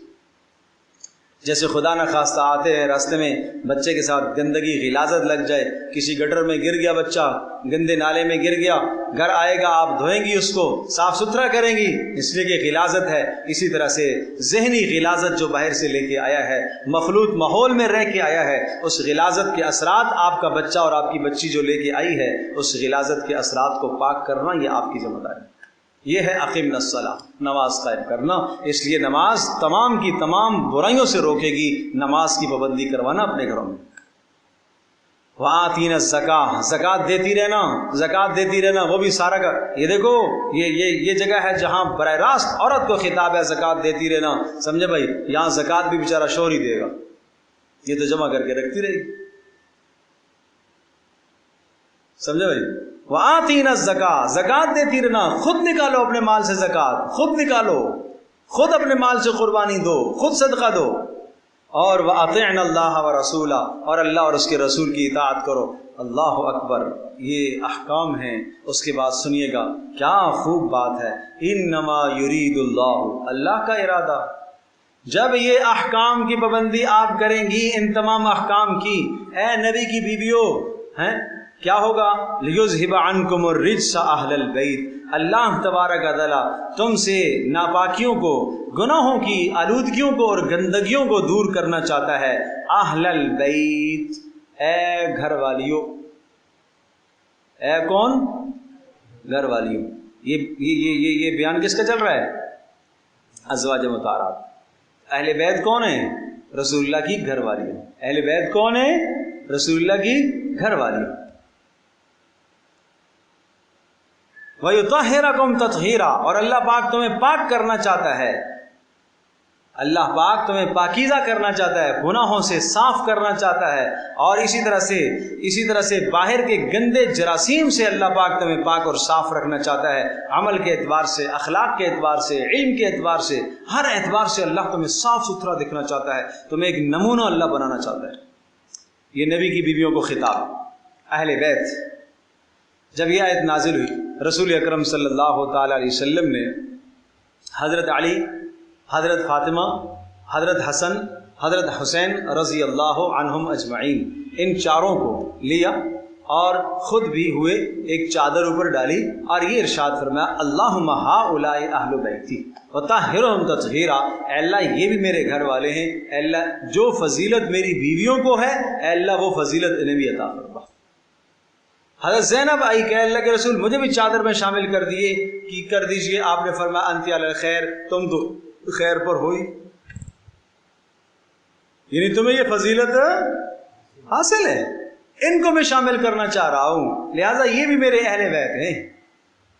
غلطی لگ گئی ہے روافض کو کہ بھائی صرف اہل بیت یہی 5 ہیں، رسول اللہ صلی اللہ علیہ وسلم، حضرت علی رضی اللہ تعالیٰ عنہ، حسن رضی اللہ تعالیٰ عنہ، حسین رضی اللہ تعالیٰ عنہ، فاطمہ رضی اللہ تعالیٰ عنہا، بس یہ ہیں 5 تن پاک، 5 تن پاک۔ وہ جو پنجہ لگتا ہے نا وہ یہی ہے، وہ اسی غلط نظریے کی طرف اشارہ ہے، جبکہ بالکل غلط بات، بالکل غلط بات۔ اہل بیت کا اصل مصداق کون ہے؟ ازواج مطہرات، ازواج مطہرات۔ بس یہاں ایک تھوڑی سی بات، ایک علمی بحث آتی ہے کہ یہ لفظوں پر آپ غور کیجئے گا کہ انما یرید اللہ لیذھب عنکم الرجس اہل البیت ویطہرکم تطہیرا، اصل میں پچھلے جو ضمائر ہیں وہ کن ہے، بس یہ لفظ ہے کہ مرد کے لیے جمع مذکر حاضر کے لیے لفظ کم آتا ہے، اور عورتیں اگر ساری سامنے ہو تو ان کے لیے کن آتا ہے، نہیں سمجھے؟ انکم تم سب مرد، ان کننا تم سب عورتیں، کننا کس کے لیے آتا ہے؟ عورتوں کے لیے، تننا کننا یہ 2 لفظ کس کے لیے آتے ہیں؟ عورتوں کے لیے، اور تم مرد کے، ضرب تم، قتل تم، ہیں یہ کس کے لیے آتا ہے؟ صلیتم، سب تم سب مردوں کے لیے۔ تو یہاں پر جو لفظ ہے نا، یہ لفظ ہے، اللہ آپ کا بھلا کرے، انما یرید اللہ لیذھب عنکم، تو اعتراض یہ لوگوں نے کیا کہ اگر ازواج مطہرات ہوتی تو عنکن نہ کہا جاتا، عنکم نہ کہا جاتا، یہ مردوں کا لفظ ہے، لہٰذا اس مرد سے مراد حسن، حسین، علی، رسول اللہ صلی اللہ علیہ وسلم ہیں، یہ مرد مراد ہیں۔ وَيُطَهِّرَكُمْ کہا، کننا نہیں کہا، کننا نہیں کہا، کم کہا، تو اس سے پتہ چلتا ہے کہ صرف یہی 5 مراد ہیں۔ ارے بھائی یہ کم کا جو لفظ استعمال ہوتا ہے، یہ لفظ اہل کی رعایت کی وجہ سے ضمیر مذکر کی استعمال کی۔ اہل، جب آپ کسی کی شادی ہوئی نا، اپنے دوست کی شادی ہوئی، دعوت کرتے ہیں، ٹھیک ہے جی، تو آپ نے دوست سے کہا کہ بھائی گھر والوں کو بھی ساتھ لانا، حالانکہ ایک ہی ہے بیچاری، ابھی نہیں سمجھے؟ یہ تو نہیں کہتے نا کہ گھر والی کو بھی ساتھ لے کے آنا، کیا کہتے ہیں؟ گھر والوں، یہ ادب ہے، یہ کیا ہے؟ یہ ادب ہے۔ اذ قال موسیٰ لأہلہ انی آنست نارا سآتیکم، وہ وہاں موسیٰ علیہ السلام کے معاملے میں بھی آیا ہے، سورہ قصص کے اندر بھی آیا ہے، سورہ نمل میں بھی آیا ہے۔ موسیٰ علیہ السلام جو ہے طور میں گئے اور وہاں انہوں نے جب آگ دیکھی، اذ قال موسیٰ لأہل، اہل کا لفظ آیا، اپنے اہل سے کہا، کیا کہا؟ مجھے وہ آگ نظر آ رہی ہے تو تم یہاں رکو، کم وہاں یہی لفظ جمع کا مذکر کا لفظ استعمال فرمایا کہ میں تمہارے پاس آ رہا ہوں، سآتیکم منہا بخبر، میں وہاں سے تمہارے پاس کوئی خبر لے کے آتا ہوں، یا او بشہاب، یا کوئی انگارہ لے کے آتا ہوں، لعلکم تصطلون، تاکہ تم سب تاپو، تصطلون جمع مذکر کا لفظ استعمال فرمایا تاکہ تم سب گرمی حاصل کرو، حالانکہ وہاں صرف کون تھی؟ اہلیہ تھی۔ تو یہ لفظ اہل کی رعایت کی وجہ سے ایسا ہوتا ہے۔ بہرحال ایک علمی بحث میں نے ذکر کر دی ہے۔ تو اب چونکہ محرم الحرام کا مہینہ ہے، اس مبارک مہینے کے اندر جو اعمال رسول اللہ صلی اللہ علیہ وسلم کی طرف سے ثابت ہیں وہ اعمال کرو۔ 9 کا روزہ، 10 کا روزہ، یا 10 کا اور 11 کا روزہ، یہ ابو الاسلام کا عمل ہے بس، سمجھو بھائی۔ پتہ چلا مدینہ منورہ میں آپ آئے، روزہ رکھ رہے تھے، مکہ میں بھی آپ نے عاشورہ کا روزہ رکھا، مدینہ میں بھی پھر روزہ رکھا، یہود رکھ رہے تھے، ارے یہ یہود کیوں روزہ رکھ رہے؟ پتہ چلا کہ موسیٰ علیہ السلام اس دن جو ہے فرعون کے لشکر سے ان کو نجات ملی تھی، شکرانے کے طور پر یہود روزہ رکھ رہے ہیں۔ آپ نے فرمایا ہم زیادہ موسیٰ علیہ السلام کے قریب ہیں، ہم رکھیں گے، لہذا تم روزہ رکھو۔ کچھ دنوں کے بعد، کچھ وقت کے بعد یہودی کہنے لگے یہ نبی آہستہ آہستہ ہمارے دین پر آ رہا ہے، دیکھو یوم عاشورہ کا روزہ ہم رکھتے ہیں، انہوں نے بھی رکھنا شروع کر دیا۔ اللہ کے نبی صلی اللہ علیہ وسلم کو صحابہ نے کہا اللہ کے رسول آپ تو یہود کی مخالفت کرتے ہیں، اب روزہ وہ بھی رکھتے ہیں، اور آپ نے بھی کہا، آپ نے فرمایا آئندہ سال میں زندہ رہا تو میں اس 10 محرم کے روزے کے ساتھ 9 کا بھی ملاؤں گا یا 11 کا ملاؤں گا، ایک روزہ اور رکھوں گا تاکہ یہود کی کیا ہو جائے؟ مخالفت ہو جائے۔ کس میں؟ عبادت میں یہود کی شباہت جائز نہیں ہے۔ اللہ کے نبی نے تمنا فرمائی، لیکن اللہ کے نبی آئندہ سال زندہ نہیں رہے، دنیا سے رخصت ہو گئے، آپ چلے گئے۔ صحابہ نے پھر ہمیشہ معمول بنا لیا، اللہ کے نبی کی تمنا تھی 9 یا 10 کا روزہ، یا 10 یا 11 کا روزہ، لہذا معمول بنا لیا، ٹھیک ہے۔ اور آج جب محرم کا مہینہ آتا ہے تو ہمارے اچھے خاصے دیندار گھرانے شباہت اختیار کرتے ہیں غیروں کی، کپڑے بھی کالے، جوتے بھی کالے، کیوں بھائی؟ ہمارا کیا کام ہے ایسے؟ اس لیے فقہاء نے لکھا کہ محرم کے مہینے میں کالے کپڑے نہیں پہنے چاہیے، چونکہ روافظ کے ساتھ تشبہ ہے، شباہت ہے روافظ کے ساتھ، کالے کپڑے نہیں پہننے چاہیے، نہ بچوں کو پہناؤ، نہ خود پہنو، نہ کالا موزہ پہنو، بالکل دور رہو ان چیزوں سے، سفید لباس اختیار کرو، ٹھیک ہے باقی پورے سال میں جائز ہے، محرم میں اجتناب کرو۔ اور حضرت حسین رضی اللہ تعالیٰ عنہ جو کربلا میں شہید ہوئے، کربلا میں حضرت حسین کی شہادت جو ہوتی ہے، حضرت حسین پیاس کی حالت میں تھے، ارے حسین کے ساتھ اتباع کرنی ہے تو روزہ رکھ کر اتباع ہوگی نا، سبیلے لگا کر تو نہیں اتباع ہوگی بھائی۔ حسین رضی اللہ تعالیٰ کی اتباع کرنی ہے تو اتباع کیسے ہوگی؟ روزہ رکھ کر ہوگی، حلیم کھا کر تو نہیں ہوگی۔ ہمارے اچھے خاصے گھرانوں میں بھی یہ رواج چل پڑا ہے کہ حلیم سارے گلی میں جوان چندہ کر کے ادھر سے بھی چندہ پکڑا، ادھر سے بھی چندہ پکڑا، ادھر سے بھی ارے اللہ کے بندو یہ لینا جائز ہے؟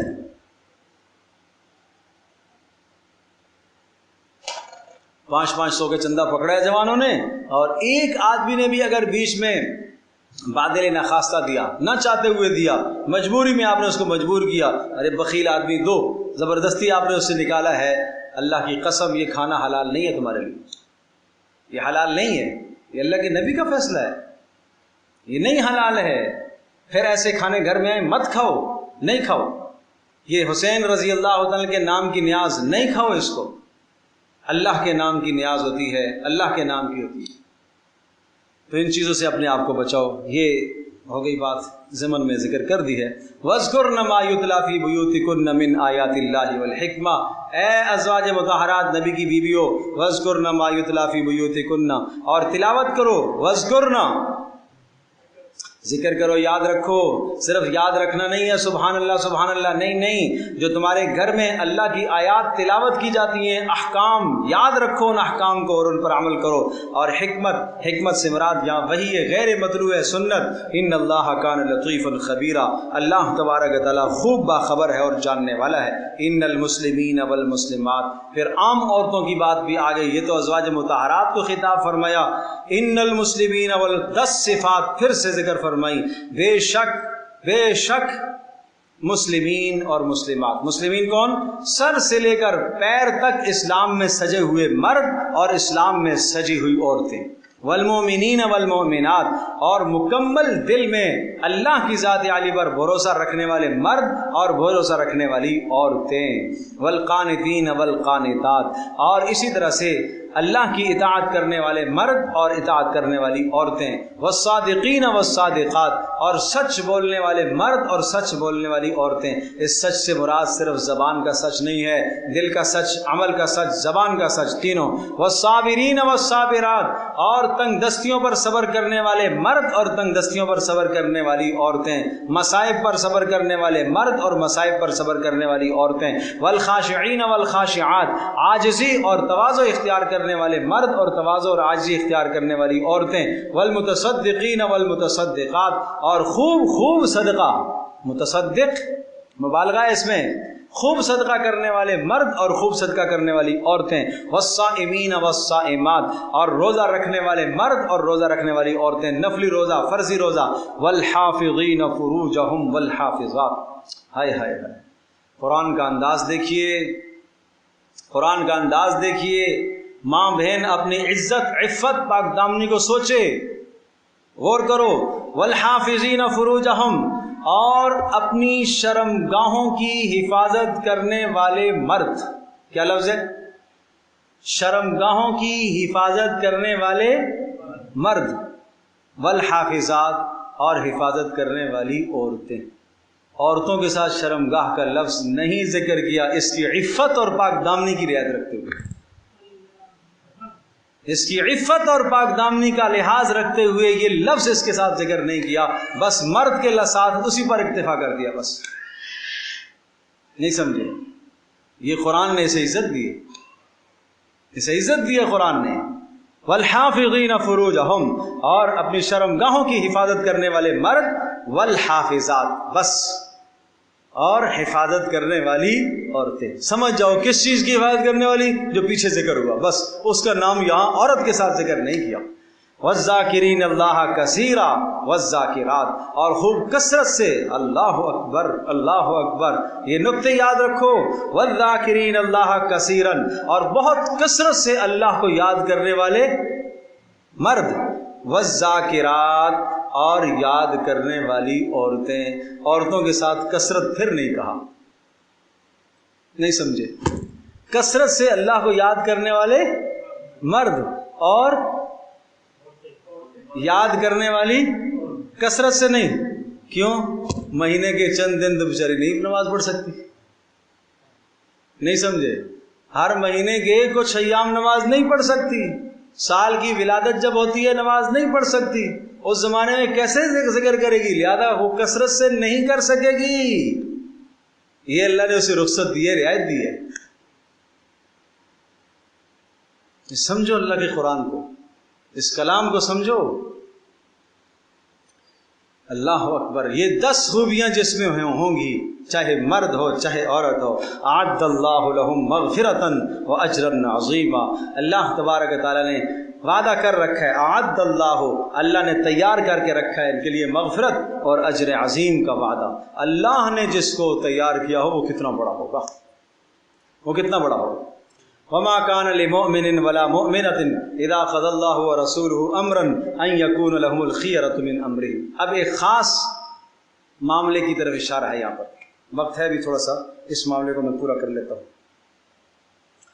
قصہ یہ ہوا کہ پیچھے یاد ہوگا سورہ احزاب کے شروع میں ہم نے کیا کہا تھا کہ جاہلیت کی رسومات جو تھی ان رسومات کا خاتمہ کرنا تھا، اور ان رسومات میں سے ایک رسم یہ بھی تھی کہ متبنہ منہ بولا بیٹا، اس کو لوگ حقیقی بیٹے کی طرح سمجھتے تھے، لہٰذا منہ بولا بیٹا اگر اپنی بیوی کو طلاق دے دیتا تو جس شخص نے اس کو متبنہ قرار دیا ہے، اپنے لیے منہ بولا بیٹا قرار دیا ہے، وہ آدمی اس سے نکاح نہیں کرتا تھا، اس کو اپنی حقیقی بہو کی طرح سمجھتا تھا، جیسے کہ حقیقی بیٹے کی بیوی ہوتی ہے وہی تصور کیا جاتا تھا۔ تو سمجھایا کہ دیکھو ایک ہے حقیقی بیٹا، حقیقی بیٹے کی جو بیوی مطلقہ ہے اس کے ساتھ تمہارا نکاح کبھی بھی نہیں ہو سکتا۔ وحلائل من اصلابکم الذین، اور تمہاری وہ عورتیں جو تمہارے صلبی بیٹوں کی ہیں وہ تمہارے لیے حرام ہیں، وہ تمہارے لیے کیا ہے؟ حرام ہے۔ لیکن جو متبنہ ہے تمہارا، اول تو متبنہ کا تصور نہیں ہے، اور جو تمہارا متبنہ اور منہ بولا بیٹا ہے، اگر وہ اپنی بیوی کو طلاق دے دیتا ہے تو اس عورت سے تم کیا نکاح کر سکتے ہو۔ لیکن یہ اتنا بڑا معاملہ تھا کہ اس کے خلاف حکم کا آ جانا کافی نہیں تھا کہ کوئی آئندہ کے لیے، لہٰذا کوئی آدمی جس کو منہ بولا بیٹا قرار دے، اس کی بیوی اگر جو ہے وہ مطلقہ ہو جائے یا شوہر مر جائے تو تم نکاح اس سے کر سکتے ہو۔ صرف اتنا کافی نہیں، رسول اللہ صلی اللہ علیہ وسلم کے عمل سے عمل کرا کے دکھائے۔ نہیں سمجھے؟ اب پیارے پیغمبر صلی اللہ تعالی علیہ وسلم اور زید بن حارثہ کا معاملہ آ گیا۔ زید بن حارثہ، زید رضی اللہ تعالی عنہ، یہ چونکہ یہاں کے نہیں تھے، باہر سے آئے تھے، بچپن میں اپنے خاندان سے بچھڑ گئے تھے۔ والدہ ان کو ایک مرتبہ لے کے جا رہی تھی، میکے جا رہی تھی، اور راستے میں ایک قبیلے نے حملہ کر لیا تو ان کو گرفتار کر لیا، اور بھی شخص گرفتار ہوئے، اور پھر انہوں نے لا کر ان کو عکاظ کے بازار میں بیچ دیا غلام کر کے، اور غلام کر کے بیچا زید، بات سمجھ میں آ گئی نا؟ زید ان کو غلام کر کے بیچ دیا، اور وہاں سے خریدار تھے حضرت حکیم بن حزام، یہ مکہ کے سرداروں میں سے تھے، انہوں نے خرید لیا تو کچھ وقت کے بعد انہوں نے اپنی پھوپھی حضرت خدیجہ رضی اللہ تعالیٰ عنہ کو دے دیا۔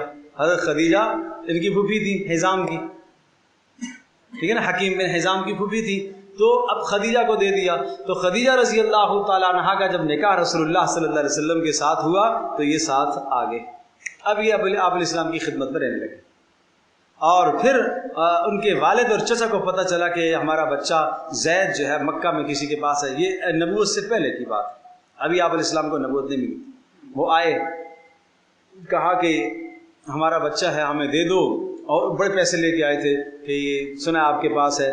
تو حضرت زید کو آپ نے بلایا، 15 سال کی عمر ہو گئی تھی زید کی، تو آپ نے فرمایا یہ کون ہے؟ کہا یہ میرے والد ہیں۔ یہ کون ہے؟ یہ میرے چچا ہیں۔ بھئی یہ تمہیں لینے کے لیے آئے ہیں، آپ جانا چاہتے ہو؟ کہا نہیں، میں نہیں جانا چاہتا۔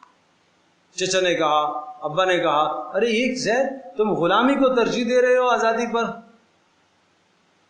کہا اس غلامی میں جو مجھے عزتیں ملی ہیں نا، وہ اس آزادی میں مجھے نہیں مل سکتی۔ یہاں جو مجھے مل رہا ہے، جو ان کی طرف سے مل رہا ہے، وہ وہاں نہیں مل سکتا۔ لہٰذا زید رضی اللہ تعالیٰ عنہ نے اللہ کے رسول کے پاس رہنا ہی اختیار کیا۔ تو آپ علیہ السلام نے ان سے کہا، ٹھیک ہے، اگر یہ جانا چاہے تو میری طرف سے کچھ نہیں ہے، میں بلا پیسے اس کو تمہیں دے دیتا ہوں، لے جاؤ، لیکن اگر یہ خود رہنا چاہے تو میں مجبور نہیں کروں گا اس کو۔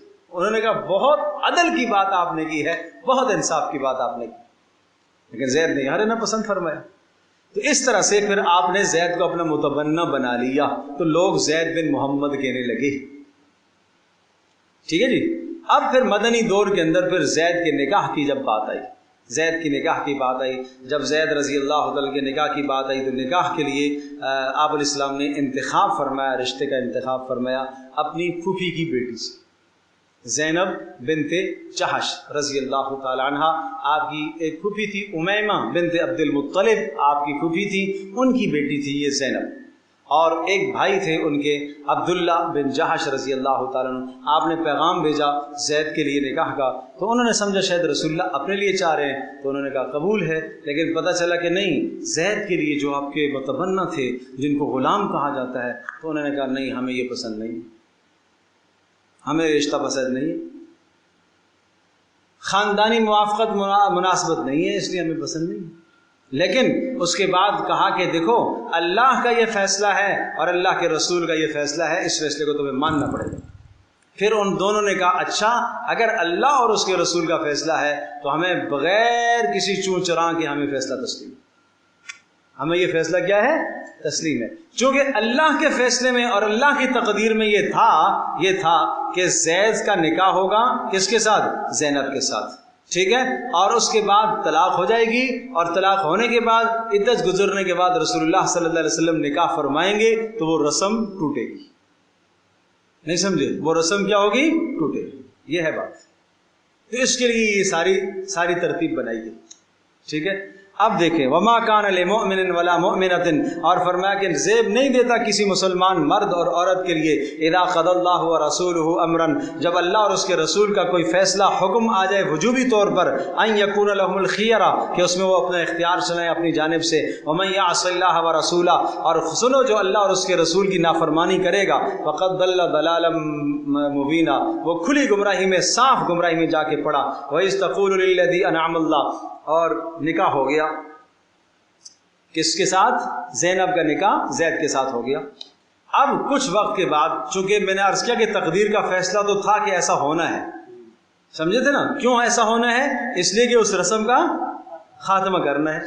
اب جب پتہ چلا کہ رسول پاک صلی اللہ علیہ وسلم کو اطلاع ہوئی کہ زید کچھ طلاق دینے کا ارادہ کرتے ہیں، لیکن چونکہ یہ اللہ کے نبی کو پہلے سے غیب کا علم تو نہیں تھا کہ ایسا ہوگا اور پھر میرے نکاح میں آئے گی، اور اللہ کا ارادہ اور اللہ کی منشا یہ ہے، اللہ کا منشا، اللہ کا جو ارادہ، اللہ کی منشا وہ اللہ ہی جانتا۔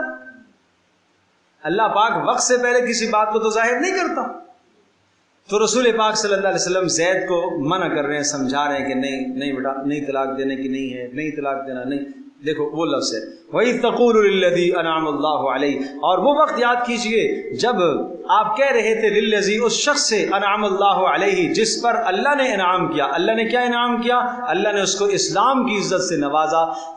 چار افراد، ابوبکر صدیق رضی اللہ تعالیٰ عنہ، علی رضی اللہ تعالیٰ عنہ، خدیجہ رضی اللہ تعالیٰ عنہ، زید بن حارثہ رضی اللہ تعالیٰ عنہ، سب سے پہلے مسلمان ہونے والے یہ لوگ ہیں جنہوں نے سب سے پہلے نبوت کی تصدیق کی تھی بغیر کسی دلیل کے۔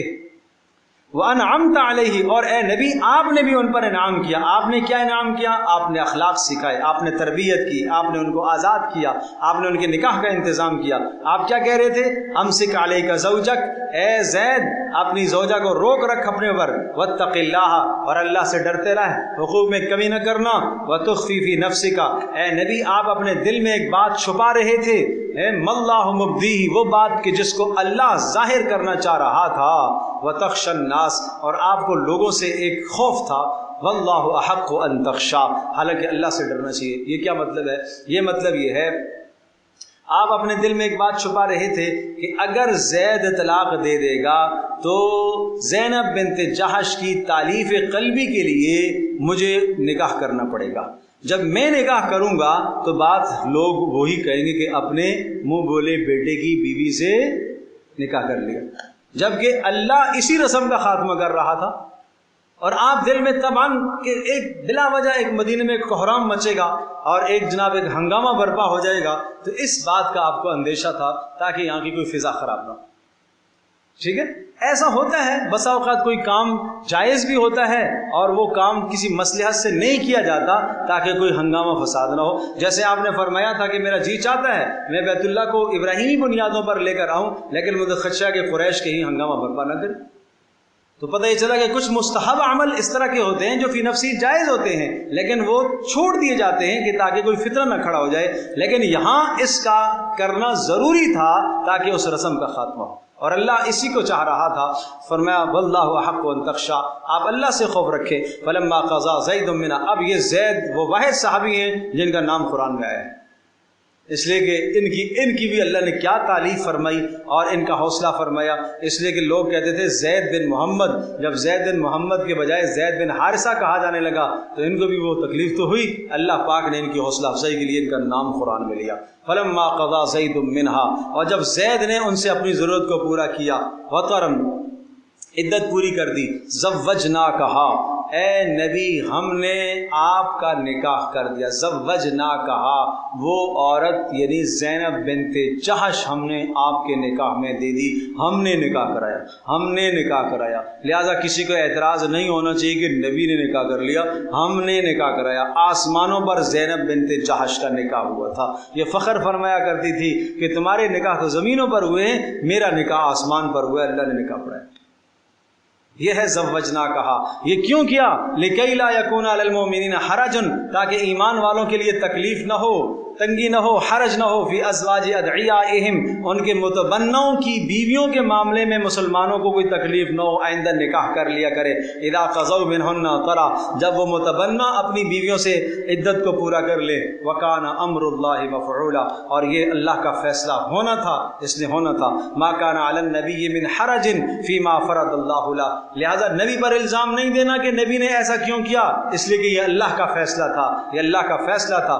سنت اللہ فی الذین خلو من قبل، اس سے پہلے بھی اللہ کا طریقہ رہا کہ نبی کیا کرتا ہے، احکام بتاتا بھی ہے، عمل کر کے بھی دکھاتا ہے۔ وکان امر اللہ قدرا مقدورا، اور اللہ کا فیصلہ طے ہونے والا مقرر کیا ہوا۔ الذین یبلغون رسالات اللہ، اور وہ انبیاء جو اللہ کے پیغام کو پہنچاتے ہیں، ویخشونہ، اور اللہ سے ڈرتے ہیں، ولا یخشون احدا الا اللہ، اللہ کے سوا کسی سے نہیں ڈرتے۔ وکفی باللہ حسیبا، اور اللہ تبارک تعالیٰ خوب کافی ہے حساب کرنے والا۔ ما کان محمد ابا احد من رجالکم، لہذا محمد زید کے باپ نہیں ہیں، تم میں سے کسی مرد کے باپ نہیں ہیں، اس لیے کہ محمد صلی اللہ علیہ وسلم کی نرینہ اولاد جوانی تک نہیں پہنچی۔ رجل کہتے ہیں جو جوان ہو جائے، لہذا محمد تم میں سے کسی مرد کے باپ نہیں ہیں۔ لیکن باپ نہیں ہے تو اس کا یہ معنی نہیں ہے کہ باپ والی شفقت نہیں دیں گے، نہیں نہیں، ولیکن رسول اللہ، وہ اللہ کے رسول ہیں، لہذا باپ سے زیادہ شفقت تمہیں ملے گی رسول اللہ صلی اللہ علیہ وسلم سے۔ ولیکن رسول اللہ کا مطلب کیا ہوا، جو باپ سے شفقت ملتی ہے اس سے زیادہ تمہیں اللہ کے رسول سے شفقت ملے گی، اس لیے کہ اللہ کے رسول ہے، اللہ کا پیغمبر ہے، اور اللہ پاک کے احکام تمہارے تک پہنچائیں گے۔ ظاہر ہے رسول اور باپ تو دونوں کا میں سے کس کا مقام زیادہ ہے، رسول کا، تو لہٰذا یہ تمہارے لیے شفیق ہے، باپ سے زیادہ شفقت ہے۔ اور دوسری بات وخاتم النبیین، اور ان کی ابوت اور ان کے باپ ہونے میں پیارے پیغمبر صلی اللہ علیہ وسلم جو تمہارے رسول ہیں اور تمہارے ساتھ جو شفیق ہیں، اس شفقت میں اتنا کمال ہے کہ کسی اور کی اب ضرورت نہیں رہی۔ آخری رسول ہیں، وخاتم النبیین، آخری نبی ہیں، نبیوں کے خاتم ہیں، وخاتم النبیین، خاتم الانبیاء، خاتم الانبیاء، خاتم النبیین، نبیوں کے آخری، نبیوں پر مہر لگانے والے۔ آپ نے صاف فرمایا میری مثال اور گزشتہ انبیاء کی مثال اس شخص کی سی ہے جس نے ایک محل خوبصورت بنایا ہو، اس میں ایک اینٹ چھوڑ دی ہو خالی، اور دیکھنے والوں نے طواف کیا اور اس کی زیارت کی، کیا کتنا خوبصورت محل بنا ہوا ہے، کاش کہ یہ اینٹ بھی لگ جاتی۔ فرمایا میں وہ آخری اینٹ ہوں، بس اب وہ نبوت کا قصر پورا ہو گیا، اب کسی کی ضرورت نہیں ہے۔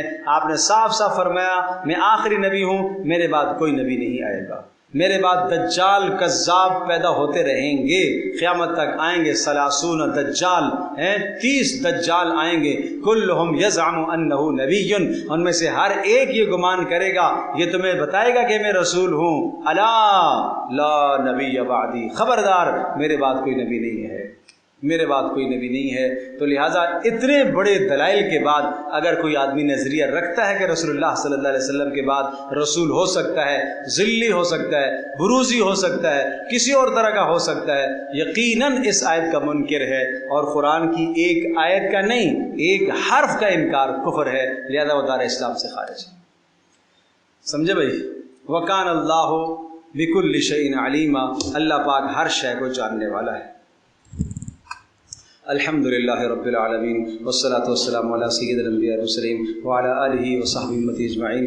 اللہم ارحمنا بالقرآن العظیم واجعلہ لنا اماما ونورا وہدی ورحمہ، اللہم ذکرنا مما نسینا وعلمنا مما جہلنا وارزقنا تلاوته آناء اللیل واطراف النہار واجعلہ لنا حجتا یا رب العالمین۔ اللہم ارفعنا وانفعنا بالقرآن، اللہم اشرح صدورنا بالقرآن، اللہم نور قلوبنا بنور الایمان، اللہم نور قلوبنا بالقرآن۔